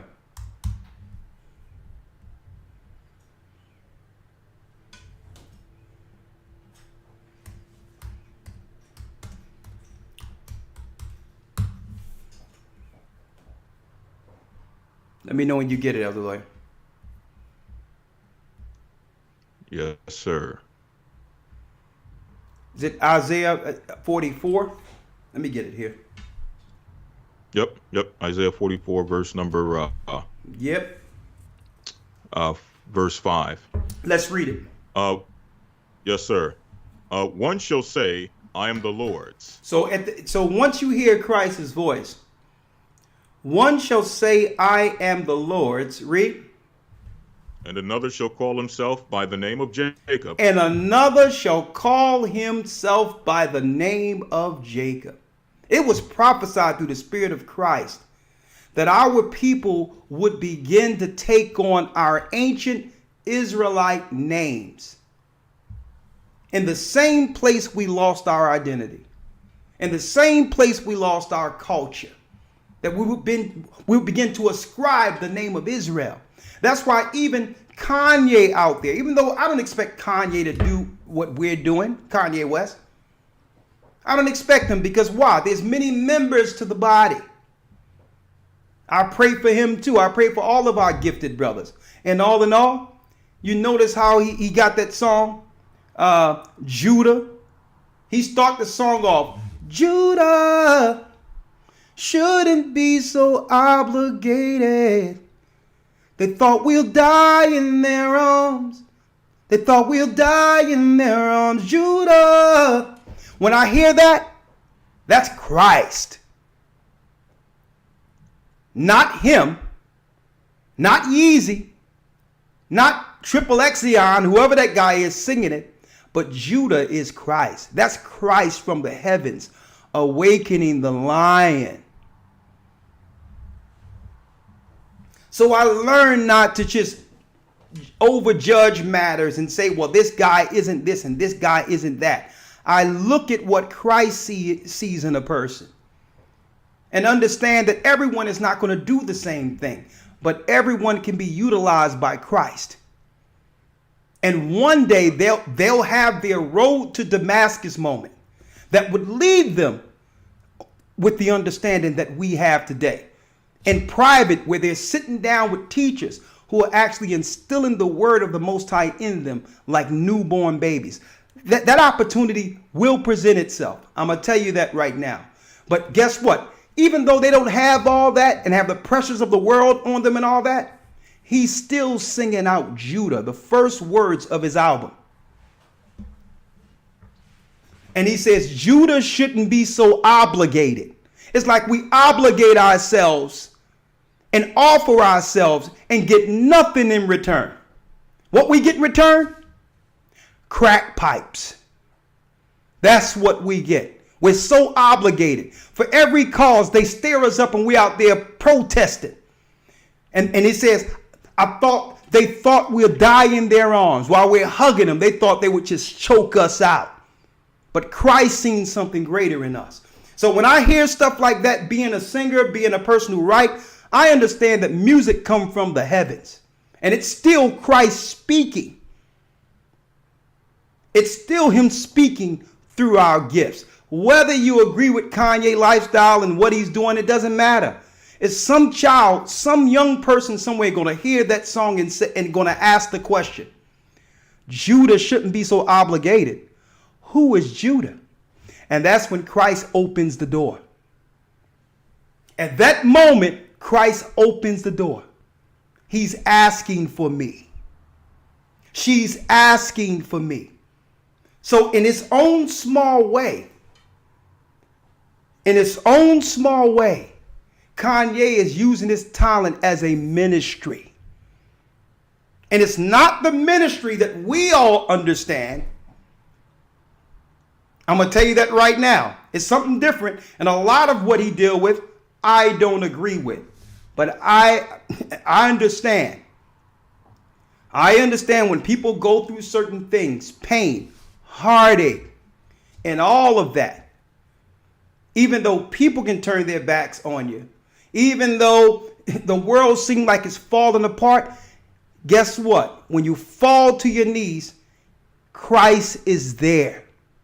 It doesn't matter how many billions you have. It doesn't matter how poor you are.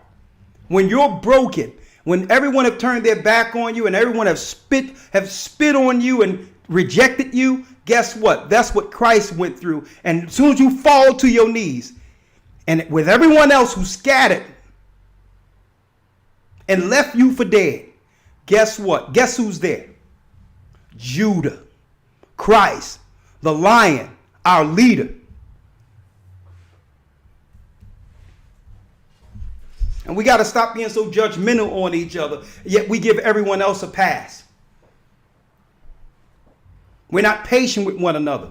We're ready to write someone off. They Illuminati, they this, they that. You have to understand how Christ can use any scenario to bring those who are searching for him to him. The war on Israelites within the inner cities is what we're talking about. Like we showed you, they giving out crack pipes in the neighborhood while telling you that you should be concerned about the war between Russia and the Ukraine, which has nothing to do with us. And another thing, your tax money is going to ship in more Ukrainians that's going to take your jobs and that's going to join an alliance with other immigrants against your children. While driving up the prices on everything because you're paying for a war we have nothing to do with, but yet no one is putting any money towards what? Our defense. They've been warring against us since we landed in this country, and there's been no defense for us, no finances to protect us, but yet your taxpayer, they're telling you your taxpayers' money is well spent between Ukraine and Russia.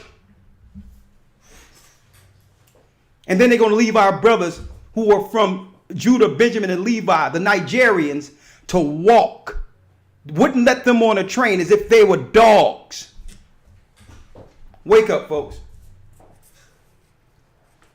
Russia isn't Magog.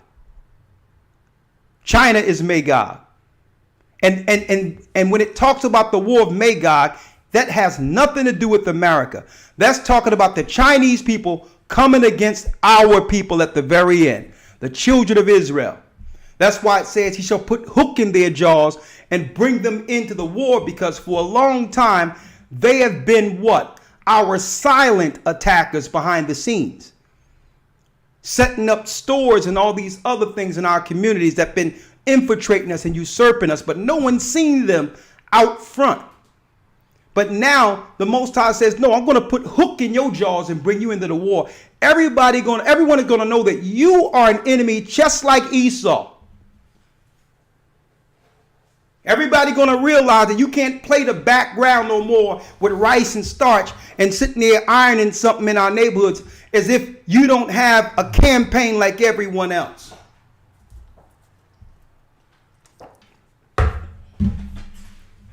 Okay? It's not talking about, Magog isn't talking about no Russia coming against America. There is no Russian-American conflict. Don't believe the hype. The conflict is how these wars at the end affects our people.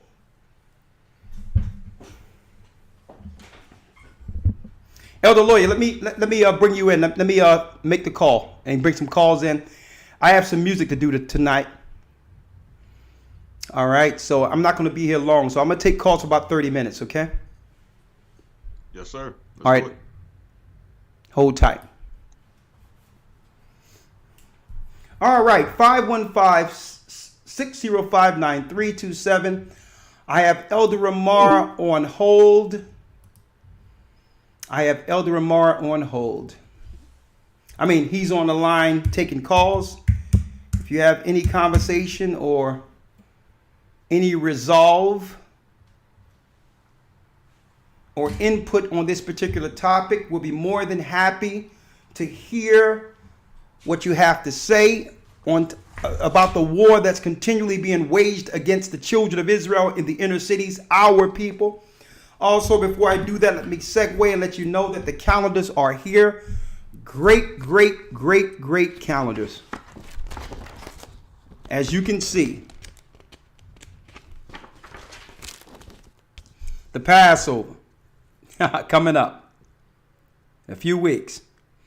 Very, very beautiful pictures, and above all, within the calendar is giving you the correct Sabbaths, the correct high holy days, the correct high holy days. We're not supposed to follow the holy days strictly on the moon. That's off. The moon gives you 6 months, 30 days, and 6 months, 29 days. Okay? That's 354 days in a calendar year. So it's really about 10 days short. 354 days. Each year the moon comes up short 10 days. So you cannot keep time according to Sabbaths with the moon only. The moon follows the sun through portals. The sun is the greater light. You need both of them, just like a clock, to take or to keep time. You cannot keep time with one hand. Okay? You need the sun and the moon. Well, we have it all together because the Most High has given us the understanding of the Sabbaths all the way since the beginning of Adam, leading to Enoch, Methuselah, Noah, all the way to Abraham to Moses. So if you remember the Sabbaths, you will also understand how to keep the holy days according to Sabbaths. So make sure you get yourself what? A calendar. Keep time according to what? Sabbaths. Go to gatheringofchrist.org. Gatheringofchrist.org. Click on your calendar. You'll have it within a few days. We have a bunch of boxes. We have boxes of it, everything. And the new moon or new month, which is change of season, happens this weekend. All right. So make sure you get your calendar to keep time properly. All right. Let me go to the calls. Welcome to Blog Talk Radio. Please enter. A matter of fact, let me just call in straight in.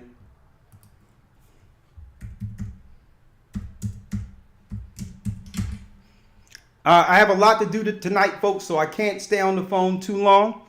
But I'm only going to do about 30 minutes tonight, and then I have to record. But then after that, I'll get ready for Patreon. So don't worry about it. It's going to be fine, all right? So just please, bring your points, all right? Bring your points. Bring your points. Be coherent, straight to the point.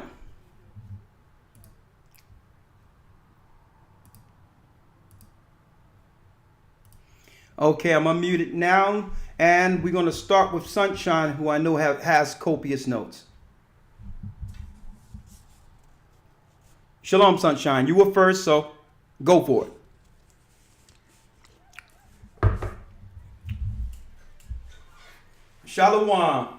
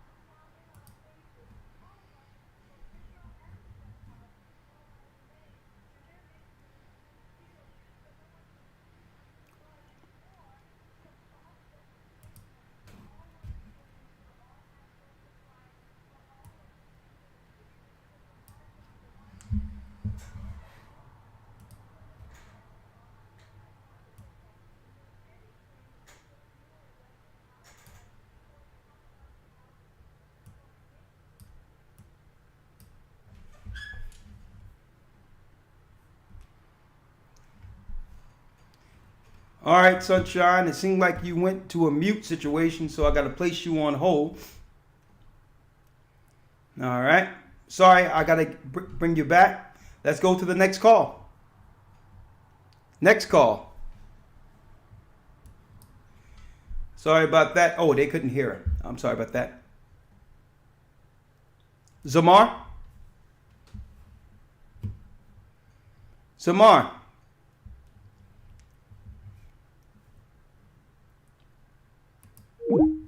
All right, let me call back. There's some issues there.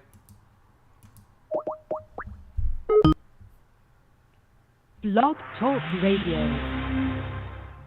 Welcome to Blog Talk Radio. Please hold and you will be able to listen to the show.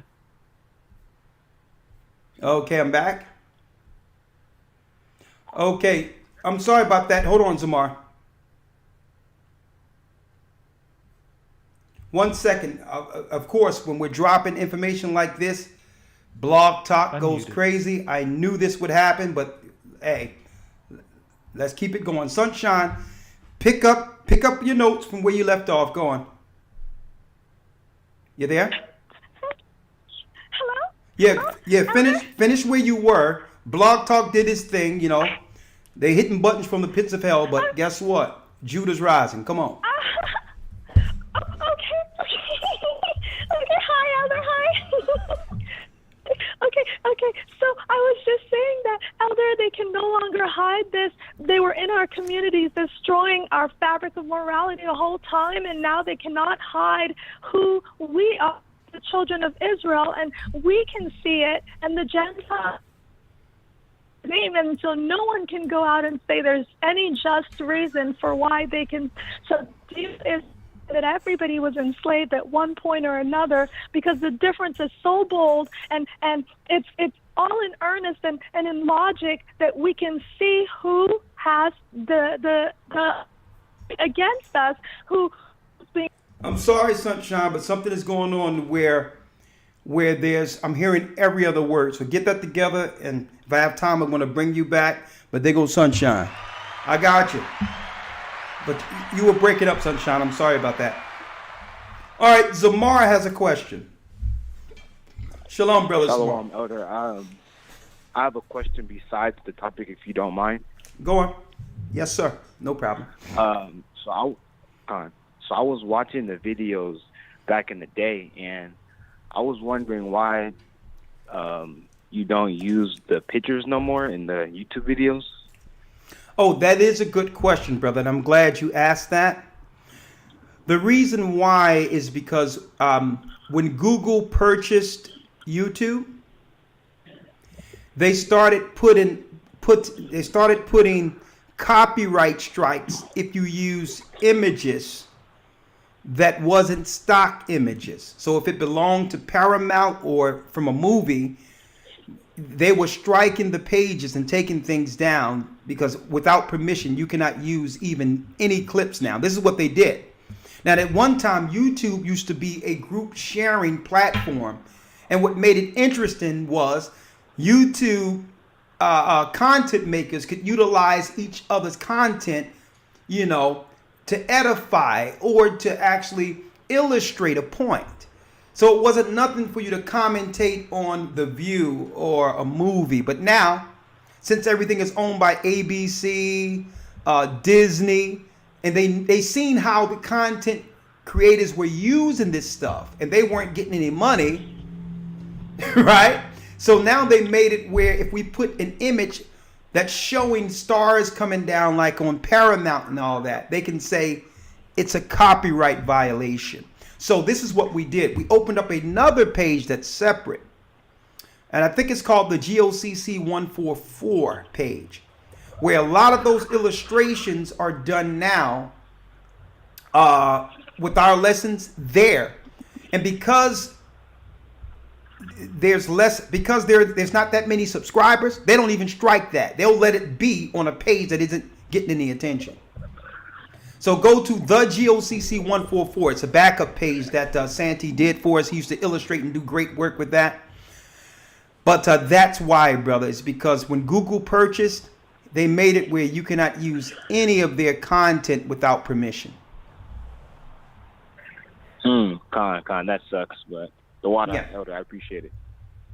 All right, that's why. I mean, I used to love the illustrations. It really, it really brought a lot of the lessons to life when it came to, when we talk about Egypt and Christ being hung, and he would pull in those illustrations. It was a great work. But this is what's going on, right? All right. So, all right. And thanks for the question. All right, brother. No worries. Shalom. Shalom. But Santi, if you're hearing me, you can do some of the illustration you used to do if you have time, and we can put it on Patreon. They can't do anything to us there. All right, until Google buys that. But I digress. Sam, 667 area code. And see, another reason why YouTube was really the place in which, if there was false flags, something going on, you can go to YouTube and find content creators who can get in front of some of their lying stories that were created by media, false flags. So a lot of events they couldn't pull off politically against the people, because usually there was a YouTube content maker who would let you know the real story behind the stories they were trying to perpetrate on the population. When it came to Sandy Hook and all these other things and all these other things that was going on, you would have content creators behind the scenes showing you, narratives outside of mainstream, which was disrupting their agendas. So YouTube is a different place now. Sam has a question. 667 area code. Yes, Sam. Yes, sir. I just, how you doing, sir? Blessings. I'm blessed by the Almighty. How are you? I'm doing well, sir. Thank you very much. I just wanted to, if I found favor in your sight, if I may recite a poem. I felt it was appropriate, but I'll let you be for the topic you guys had going, but I'll let you be decide that if that's okay. Brother, if you got a poem, let it rip. Hold on. Is it within a minute or two? Yes, it's not that long. Let her rip. Come on. Okay. It's our title, Please Relent. You have done enough. Have you not done enough? When will it end? Whatever the argument is, have you not done these things? Have you not filled your cup with the innocent blood of my people? It's the trail of blood that you wade in, not trace you in the places you go. Have the souls of your victims not lament for justice in the places you've left and now reside? Yes, it is well documented. So then, don't you think you have done enough? Aren't you full from all of this? You dip your hand back in the bowl and can't bring it back to your mouth because it is full and your stomach cannot store no more. Even with all this gain, you still want to deny others. You make it so I don't live out my days. I was never supposed to be here, but I made it. Then you try your very best to prevent me from giving life, but I did. And even when they make it, you try to rob them of their youth. So here I am. You shackled my feet, put a heavy load on my back, bind my hands, blindfold me, spin me around, and say these are your conditions for living. Yes, I struggled. It was never easy, the cuts, bruises, scrapes, and all the sorrow I had to endure. But as the pain and agony mounts, did you not pour salt on my open wounds? Oh yes, as you sit back and marvel at your work, my father was quietly taking account. You never saw my tears, but I cried. But even if you did, you never cared. But since you overlooked my tears, you never saw them being wiped away. Yes, you have done these things, and not acknowledging the grave mistake, compelled with this superiority arrogance, has brought this judgment upon yourself. Should the Lord have mercy now? You didn't show mercy for his people, neither did you fear him in your dealings of cruelty.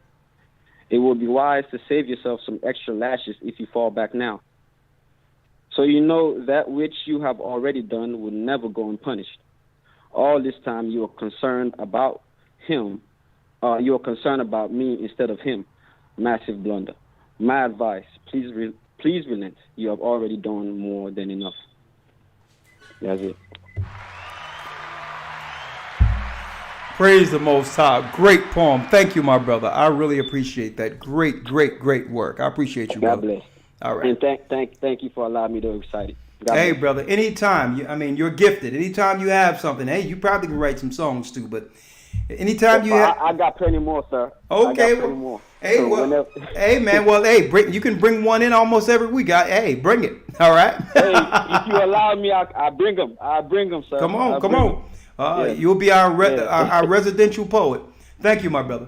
All right, great work, Sam. All right. All right. God bless. Bless you. 336 area code. Shalom, Elder. Shalom. How are you? Doing well, blessed by the best, and his name is Ahaya. How about yourself? Oh, yeah. Hey, I'm the same. Blessed by the best, and his name is Aya. Talk to me, my brother. Khan, it's going to be brief. I want to first say the water for all the work that has been done. I'm in the Hebrew and Bible Academy. Brothers and sisters, definitely get in there. There's some deep information being brought out. All glory to the Most High. The work is being done. And, you know, just as a quick comment towards all that's going on in the earth, throughout wars and rumors of wars, we are not to be afraid. We are not to fear. The Most High is on our side. And if we are with the Most High, He is with us.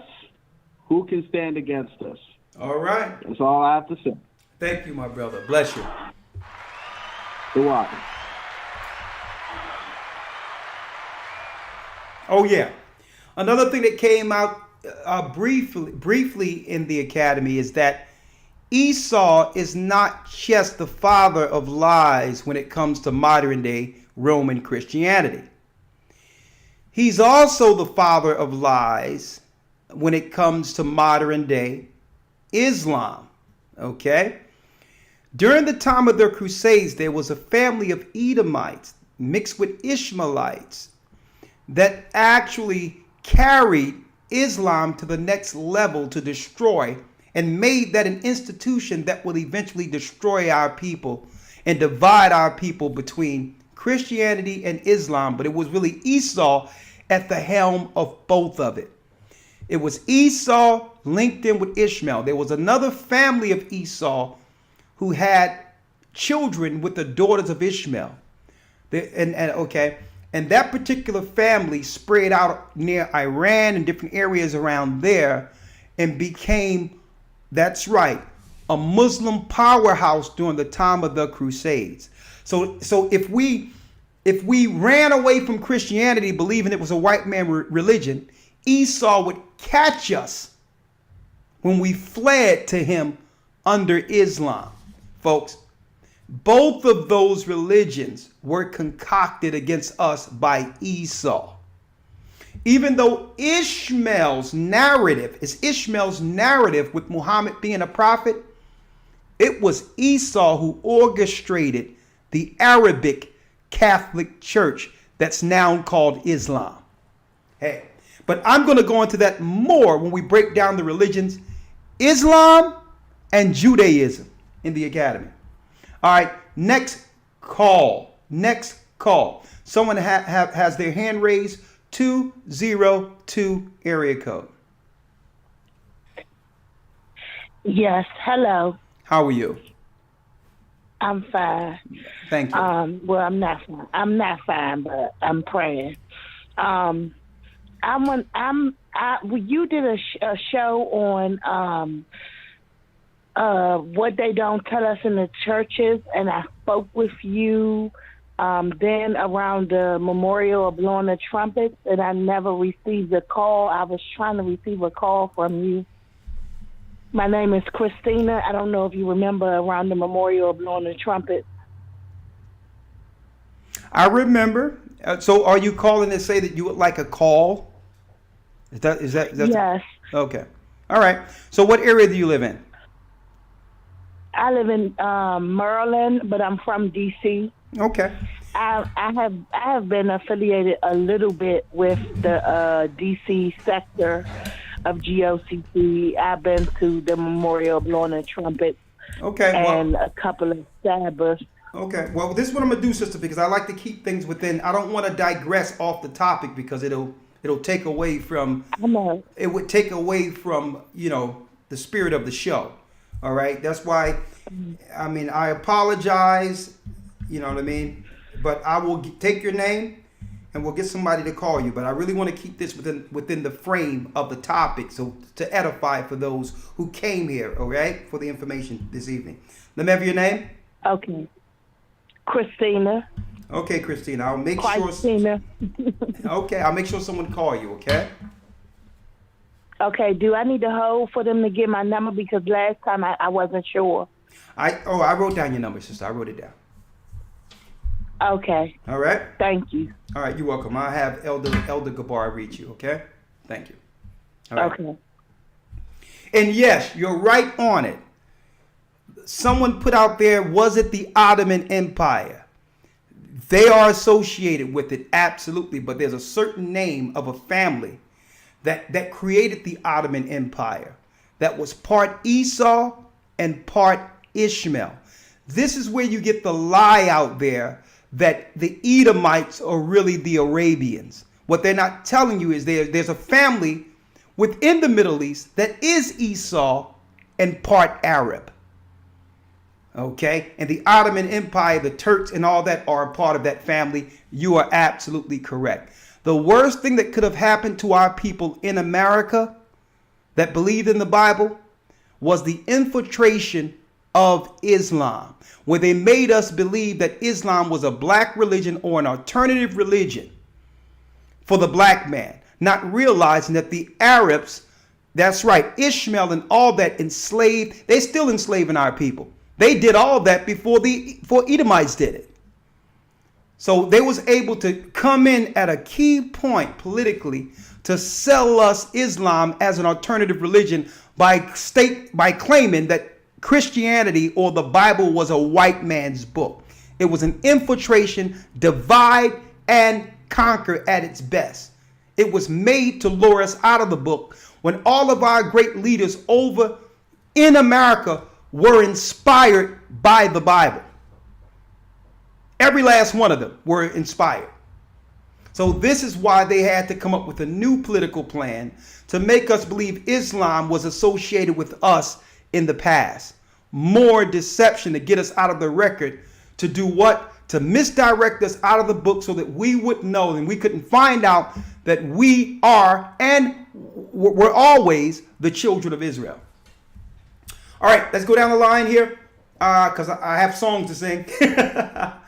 233 area code, but I would miss these conversations. There's no way I was going to skip tonight. Okay, I'm here. I'm in the place we usually do the academy, and we have our studio here. And right after this, I'm going to the vocal booth. So, 233 area code. I think this is Africa. Yes, sir. Zumil. Shalom, Elder. Who does? Limwell. Limwell. Talk to me, Limwell. How are you? Yes, please. Yes, sir. Fine, thank you. I'm blessed by the Most High. And how are you, sir? I'm blessed by the Almighty. Floor is yours. All praises. Good to hear from you. We thank the Most High for your life. Well, we thank the Most High for the work being done. Yes, he said, a short work will you do in righteousness and cut it short in righteousness. We thank the Most High for your life. And I'm thankful for this timely, in-depth, very brief but in-depth information you've given us. What I want to say is that, every war on earth, it's time for us to realize that, yes, it's all orchestrated against us. But like one of the callers said, Musa is with us, so we need not to panic. Mm-hmm. And one to two is that we don't need to forget the fact that if we don't accept the doctrines of Christ, we deny Yeshua, as he said in all the epistles. Because one, you cannot accept him and not following his doctrines. So if the moment you reject his doctrines, so when you talk of this is the patience of those who keep the commandments of the Most High, and then the testimony of Yeshua, what did Yeshua testify? His word. the Lord, his doctrines. So it is I always tell people, GOCC is the body Moses is working with at this moment. That is the body of Yeshua at this moment. And I thank the Most High every now and then. We pray for the elders, for the Most High to continue to protect you and deliver you from wicked and unreasonable men. Because this is a time for the work being done, and we are very grateful. And I also want to say that this is a time for the brethren to come together so that in Christ, being one unified body under Christ, as he is the leader, as you rightly said. So anybody who does not accept Christ and then even deny his doctrine, even one of them, you have rejected him. And that's what I want to say. So, Elder, keep on firing, and Musa is with you. We are behind you in prayer. We pray for the eldership of the whole GOCC scattered around 4 corners of the earth. And I know Musa is with us. And at a appointed time, his will be done. Bless you, and thank you for the opportunity. Thank you, brother. It's almost 2 a.m. here. I do call, but at times you find it very difficult to get through. It's almost 2 a.m. here. I know. Well, Brother Lemuel, I'm going to talk with you soon, brother. And hold it down until we're there. All right, bless you. All right. Shalom. Shalom. Bye. Shalom. The brother holding it down, and we're trying to get Shabbat there in May. So don't worry about it. We're working on that so we can meet the family that's in the church there, the GOCC. This is what the Gathering Christ Church. I also want to put this out since the brother is calling from Africa. There's some guys online that come in through conference calls who are loosely using my name to say that they're down with us loosely. They came from Maryland and different places, Houston, claiming in Tanzania, claiming that I'm down with them or they were down with the church and this ministry have blessed them to do what they're doing. And I'm going to tell you right now, we have nothing to do with these guys. Zero. They're lying. They're not a part of our church. And I'm going to put that out there because what happens is they'll tell people they're a part of the Gathering of Christ Church. And that person they'll tell in the States will tell their family they're a part of the Gathering of Christ Church. Then you will go to Tanzania and there's all type of madness going on, and your family will loosely associate it with us. Okay? I'm going to put it out there. There's a guy by the name of Ra'ai. I don't know him like that. He's not a part of our church. I don't know him. None of that. Okay? Anybody over in Tanzania operating, understand, it's nothing to do with the Gathering of Christ Church, and I put it on record because why? If they could stand on their own merit, they would. Don't try to use our church to make your own movement. We're not into that. We follow Christ, and if you're not under this church, just go on your way. Don't tell people you associated with us because why? It's disingenuous and it's a lie. Don't lie to the people. Do your works, and if your works lure people to you, that's fine. If you need us to lure people, that's deception. So there is no church in Tanzania, and I'm putting it out there right now. Y'all do that at your own risk, okay? And if there was a church there, we would tell you about it, all right? All right, D has a question.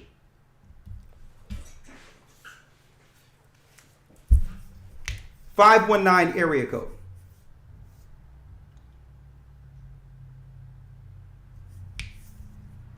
Yes, can you hear me, sir? Good evening, Elder. Yes, sir. I had to put it out there because people are using our name and calling me and saying, okay. No, not you, brother. I'm talking to the audience real quick. And are saying that, asking me, do we know these people? I'm like, listen, they're lying to you. We did not lay hands on them. We didn't tell them to work with the Gathering of Christ Church and it's all good and we're all down with each other. They're liars. And I'm sure that's the only way I can put it. Either the truth or a lie. There is no in-between area. Okay? Or lying by omission.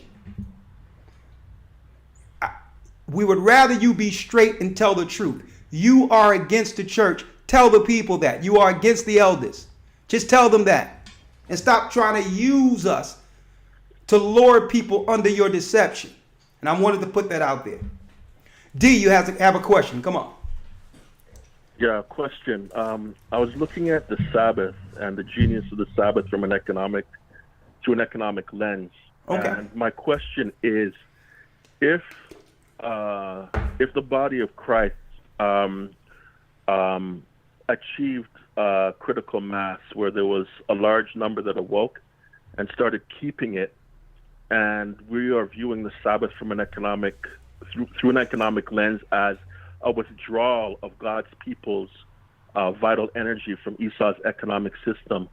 How long do you think it would take can you expound on how long do you think it would take for real tangible effects to be felt within not only the country nationally, but the world at large? I'll listen for your answer off the air. Thank you. Well, you know what? That is a good question, right? But there's no way that alone is going to affect Esau's system economically. Because no sooner as we wake up to one area, he's already transitioning into another area economically. He runs the economic system. He came up with the checks and balances as a form of control. Now, if all things were honest and we came together and they didn't have a plan for our plan, of course it would impact exponentially their empire and how they deal with things economically. This is why they've already segued during the whole coronavirus 2 years. They've switched the infrastructure to push what? Cryptocurrency. So they've already transferred it into what? They're going to move it. They're going to crash the system into a what? You got it. A non-cash system in which everything is credit at that point, and it's based on your social status with government on whether or not you'll be able to actually maneuver financially. And if you don't comply, they can do what? They can hold your funds or put your credits to zero. So I understand what you're saying, but that's not a systematic way politically of actually harming their financial system. Their financial system was set up so that they can segue to the mark of the beast. We should just keep the Sabbath regardless of its impact on what it would do financially to a system. Because what? The Jewish people go to the synagogue every week. Okay? But that's really no impact on the system or the structure that's set up to benefit Rome. I see the perspective you're looking at, but when it comes to the Sabbath, Christ said he was Lord over the Sabbath. And the whole thing about any of these days, it's about doing what? Blessing his people, getting the ox out of the ditch, even if it's a Sabbath, and bringing Jacob back to the Almighty. I know that's indirect from what you were saying, but there is no political. As a matter of fact, we don't have enough time for everyone to follow the Sabbath to a degree where it would affect the financial system. I wish everybody today understood the Sabbath. Now, just say, let's do a hypothetical since you're on the phone. Hypothetical. If all Israel everywhere immediately didn't work all together around the earth and followed the Sabbath each Sabbath, the whole system would shut down. It would be over, and they would just come at us with everything to destroy us, because if that was to happen, hypothetically, Christ would be on his way. If we can all get on one code to the degree where we follow the Sabbath together, and it's the whole earth, this whole system would shut down. Why? That's one of the main days between Friday and Saturday, financially, fiscally, that upholds the system. That's when they make all their money. Okay, so hypothetically, the way you're looking, it's in the right direction, that if we were to do something under the Most High altogether, it would collapse the system. You're right there. But will that happen? And I'm going to ask you, do you think that's going to happen? Right? But, you know, Deborah has a question, 757 area code. All praises be. How are you? I'm well. Okay. I would like to know how you deal with people when I was growing up between the age of 4 and 8 years old, I had dreams of the last days. I saw a lot. I had visions. I had dreams countlessly. Mm-hmm. My parents really thought there was something that was wrong. And I mean, I come from a family where my father and my mother divorced when I was 2 years old, but I was always confused. I'm going to try to stay on the topic here. I want to know, we say, I see some people that I know that are employees. They have bosses that are Ukrainians, and they're crawling down their throats, literally. And they wanted to know which way they should go or what to do is like. And these are Ukrainians that like are down at the bottom of the totem pole. Remember when you said that? They find it misfits to do these types of things. Not to get off what I was saying, but I want to know, I'm going through like a suffering and just like wilderness. I'm going through some bad times right now. And I don't really call them bad times, but I'm trying to be able to really navigate through this because I am really I'm seeing many things. I'm seeing it's just, since I came into the truth, it's been 2 years. Even when I came out, when the brothers and all put me down in the water at the beach, and when I came up, they asked me, what did I see?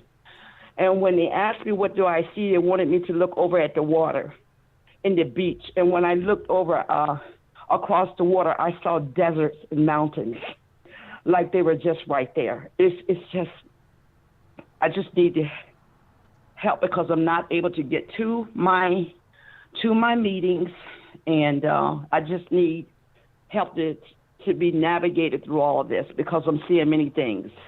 I'm seeing whatever. I'm waking up and I'm seeing military. I'm seeing flags everywhere. I'm seeing American flags everywhere. They're just like in people's yards and everywhere. And I'm seeing people who are like they don't know what to do. They're trapped. I'm seeing things.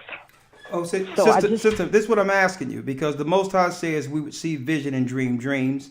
And only thing, I'm not going to discount what you're seeing, but the Bible tell you that dreams must be sent by the Most High. And the only thing it's saying in particular, when your visions link with prophecy, it's just confirming what the scriptures prophesied, that war and attacks of our people are impending.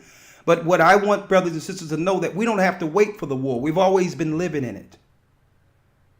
And that's the reality of it. Your visions has merit according to prophecy. But the biggest error our people make in understanding prophecy, we look forward without actually understanding the current war. Everything you're seeing is happening right now. Joe Biden is giving our people, the same people that marched for civil rights and for inequality and was hung on trees, crack pipes right now. Okay? Drug paraphernalia. So what I'm saying is, yes, what you're seeing is prophetic, but all in all, sister, there's another vision. Okay. The vision is the door that Christ said that he would open to hedge those who can see. So what we are not to be is afraid. What we are not to be, we are not to have anxiety. We are to deal with this in peace and see the world as Christ see it, to help our people out of this. So what I would suggest... I think my opinion... No, listen. I'm not talking about you in particular. You have to realize when I'm before the people, we before 2,000 people. And everything I say has an effect.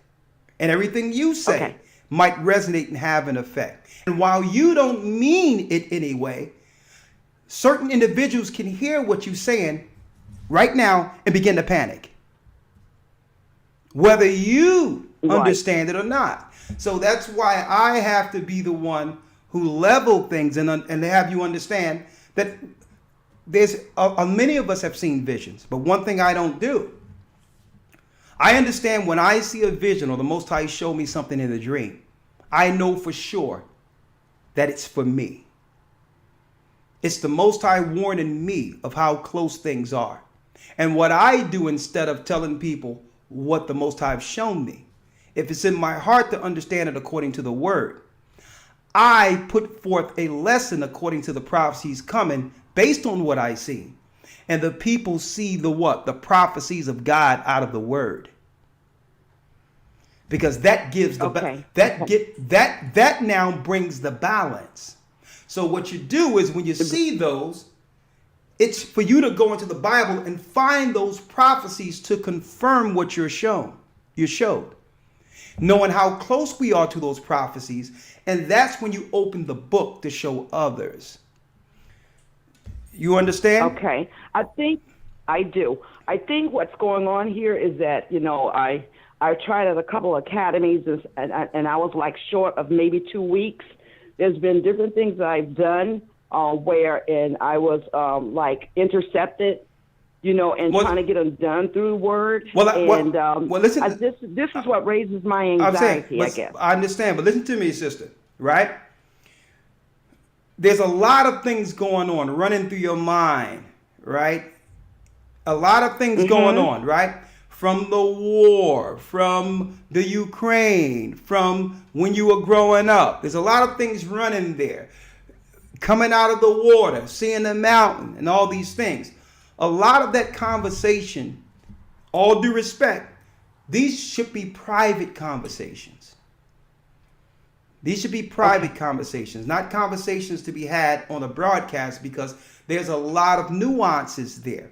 And it's abstract, not to say that it has no merit, because it does. But in a program, I'm here to edify and help you with it too. When things are abstract like a dream, you have to, even Daniel, when he woke up from the dream, when the Most High showed him the 4 beasts, he had the full understanding of the future. He woke up in a cold sweat and had no idea what the vision was about. Totally abstract. But through patience, the Most High was able to what? Break the dream down and show him the future of his people based on it. So when you get a vision or you're dealing with things, that's one gift. The greatest gift is to edify, is to not jump, pray, not to jump and react, or even conversate concerning what it is. It's to internalize it, pray on it, and find the scriptures concerning it. That's the balance. Are you saying some things are just not meant to share? Yes, that's true. Some things are just for you. I mean, think about this, sister. Why do you think about this, when Christ was sent into the wilderness 40 days and 40 nights, contending with the devil, being tempted? Can you imagine that conversation being had in public?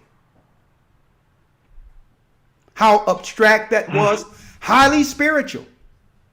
But can you imagine people witnessing that? So that's why the Most High took him there. So he had the wisdom to understand what to reveal to the world. And when you're dealing with the Most High, some of that stuff have to be private, because the world cannot receive certain things. You know what I mean? True. So either you want to edify, or it can do the reverse if you don't use wisdom with a gift. Got it? Right.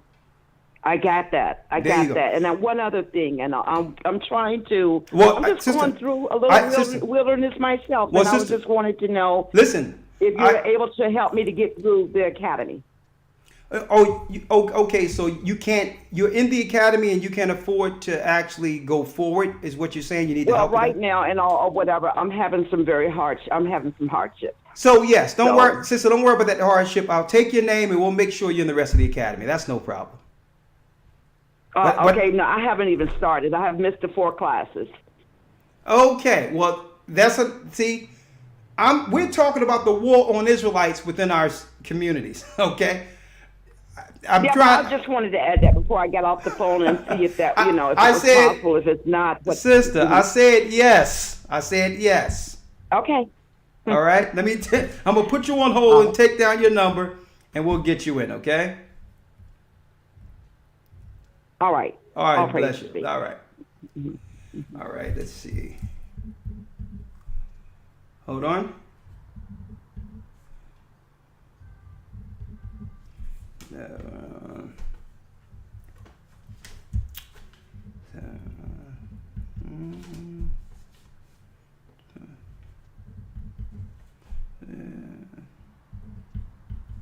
All right, I think we're coming to the end of this broadcast, unfortunately. Otis has a question, last call for this evening. Oh, I got one more call with the hand raised, and then that concludes our broadcast for today. The war on Israelites within our inner cities was the topic, but hey, we're here for our people. Let's talk. We're almost done here, right? Let's go. Yeah, hello. How are you? Yes, sir. How you doing today? I have a question. Yes. And it was dealing with talking about the moon and the stars and the sun going through the portals and things like that, and as well as equal day, equal nights. Do you get that information out of Jubilee? That I used to information. see it a long time ago. I forgot what book it was. That's the book of Enoch. Where it talks about the portals. You go into I think the 61st chapter.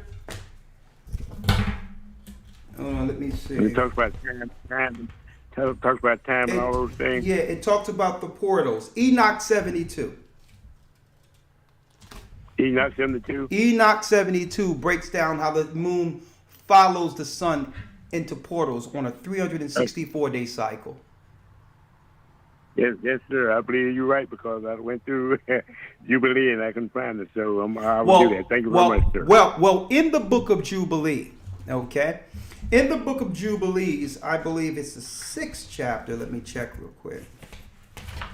Okay. In the book of Jubilees, the 6th chapter, the Most High told Moses, make sure when our people follow the Sabbath, they're not to use the moon only, or they'll come up 10 days short. And then at that time, our people will begin to do what? Worship on the wrong day. Make a holy day a profane day, like what has happened now.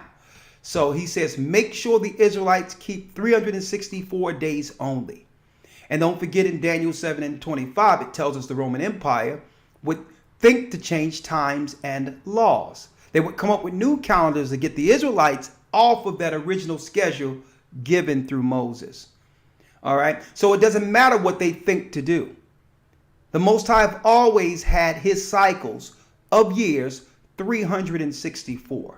A matter of fact, we're not even in the year 2022. We're not even in the year 2000. We're not even in the year 1800 according to the Most High cycles.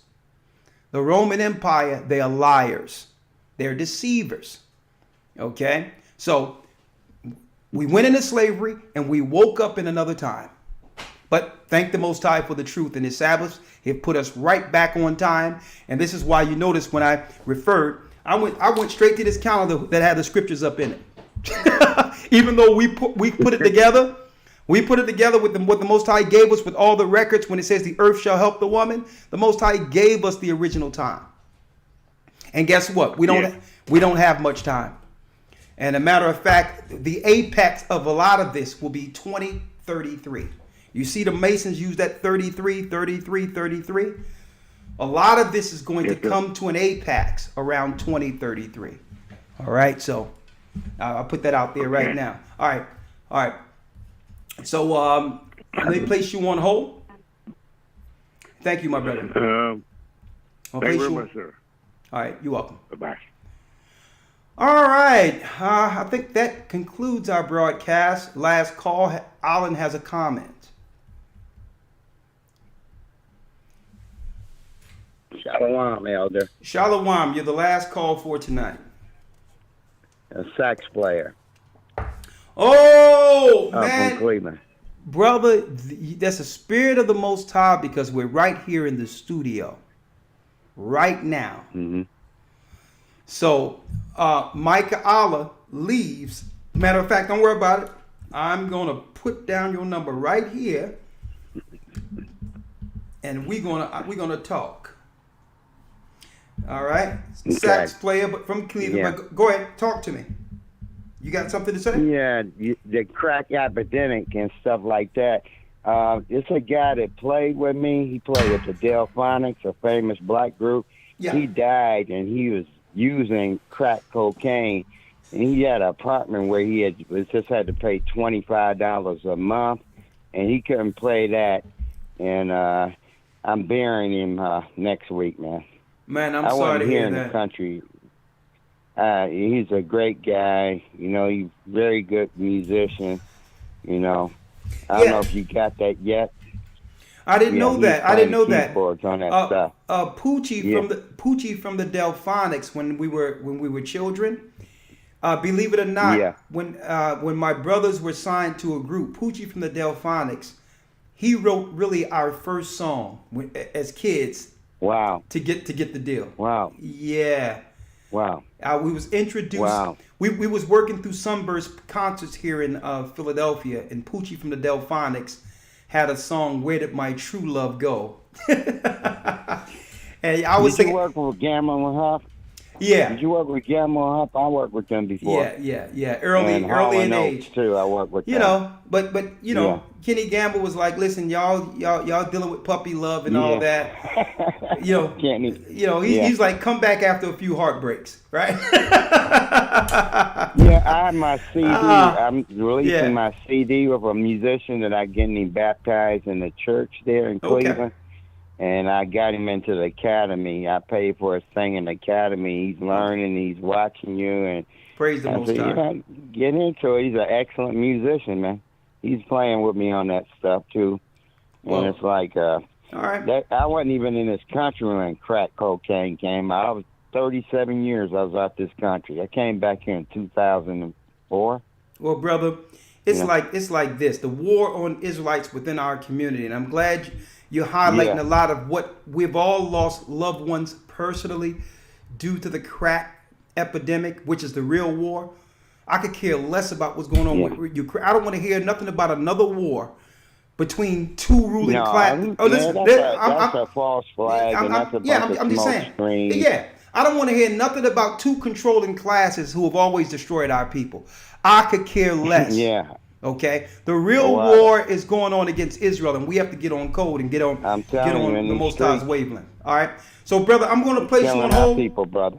I know, brother. I'm gonna call you personally, and we're gonna talk off the show. Okay? Yeah, we need to hook up, brother. I got some nice stuff for you. I believe you. We'll talk. I got you. I wrote your number down. You got a beautiful voice, and I know how to do that call and answer like Earth, Wind, and Fire reasons. Okay, man. Hey, Bailey. I got you, brother. I mean, let's just bring back the old school. I got your call. I'm gonna make sure I call you up, and hey, we're gonna do that old school music. Bring some of that old school back, right? Well, that concludes our broadcast for this evening. I thank you all for your presence. Understand that the real war is on Israelites within our community. Our people need to stop falling for the politics, which leads to them only demoralizing and destroying us more. We need to get out of the politics of believing that the right side of the Republicans are the racists when the racists are within our communities, setting up LBGT, setting up demoralization, giving out crack pipes, pushing drugs, pushing guns, only for Biden to now claim he need to be tough on crime after what? The government creates it. It's time for us to come back to the Most High, stay prayed up, sin not, and by us following God's law, you know what he's going to do. Thank you, Elder Lawyer.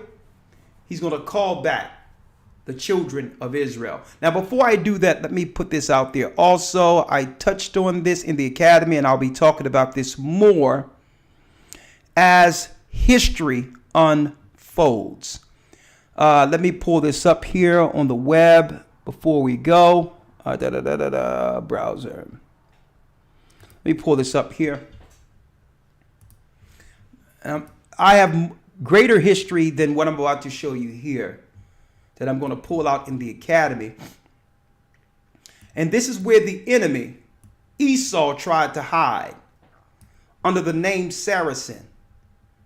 The children of Esau who had children with who? Who had children with Ishmael. And they worked all the way into the Middle Ages, and eventually they spread over different parts of Iran, different parts of the Middle East, and yes, the Ottoman Turks, the Ottoman Empire, right there, were what? Edomites mixed with, you got it, Ishmaelite women. They're Esau. So that they can control Islam. Edomites controlling Islam like the Pope and Edomite is controlling Christianity. That and more will be discussed when we highlight the enemy who have destroyed and helped split the children of Israel. In this week's Academy, that's right, the split between Israel and Judah. And here it is. What is the mystery that brings Israelites together? This coming Academy. If that interests you, go to historytimes.org. Now with that, may the Most High be with you. Stay prayed up, sin not, and remember, it's the Most High calling back Israelites.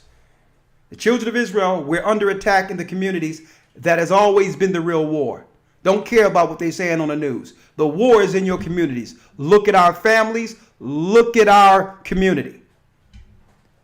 Look at our community. That's where the real war is. We need all these churches out of our community, and we need all these Muslims, these mosques out of our community. We need to come back to the Sabbath and renounce all false religion and all the immigrants that are coming over here destroying our people, bringing demons from their war-torn countries. All right? It's time for Israel to come back. Oh, yeah. Who's calling us back? Ahia. Ahia is his name. Shalom.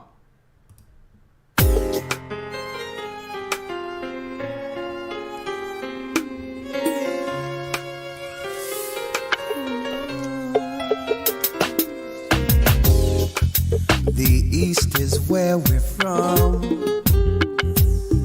The 12 tribes of Israel. In 721 BC, the Assyrian king, he took us down, we fell.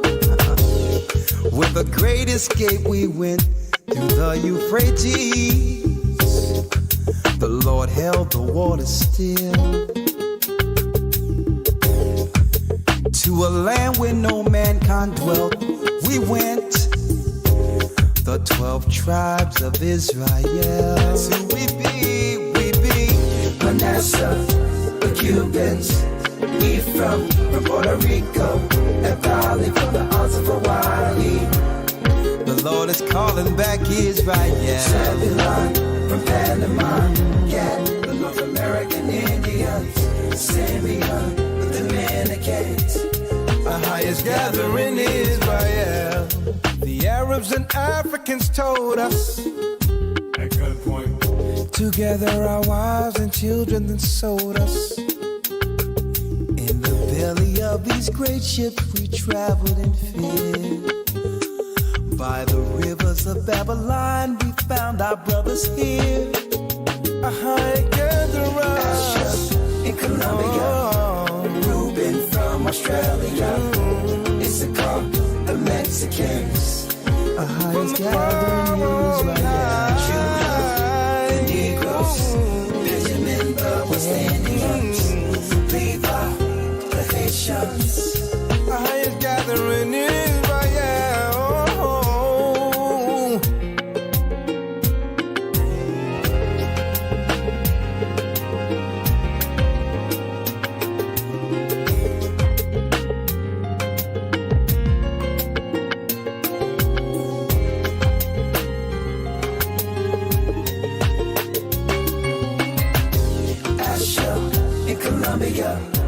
Reuben from Australia, Issachar, the Mexicans. That's who we be. Judah, the Negroes, Benjamin, the West Indians, Levi, the Haitians, Manasseh, the Cubans, Ephraim from Puerto Rico, and Valley from the Isles of Hawaii. The Lord is calling back Israel. Zebulon from Panama, yeah, the North American Indians, Simeon, the Dominicans. Our highest gathering is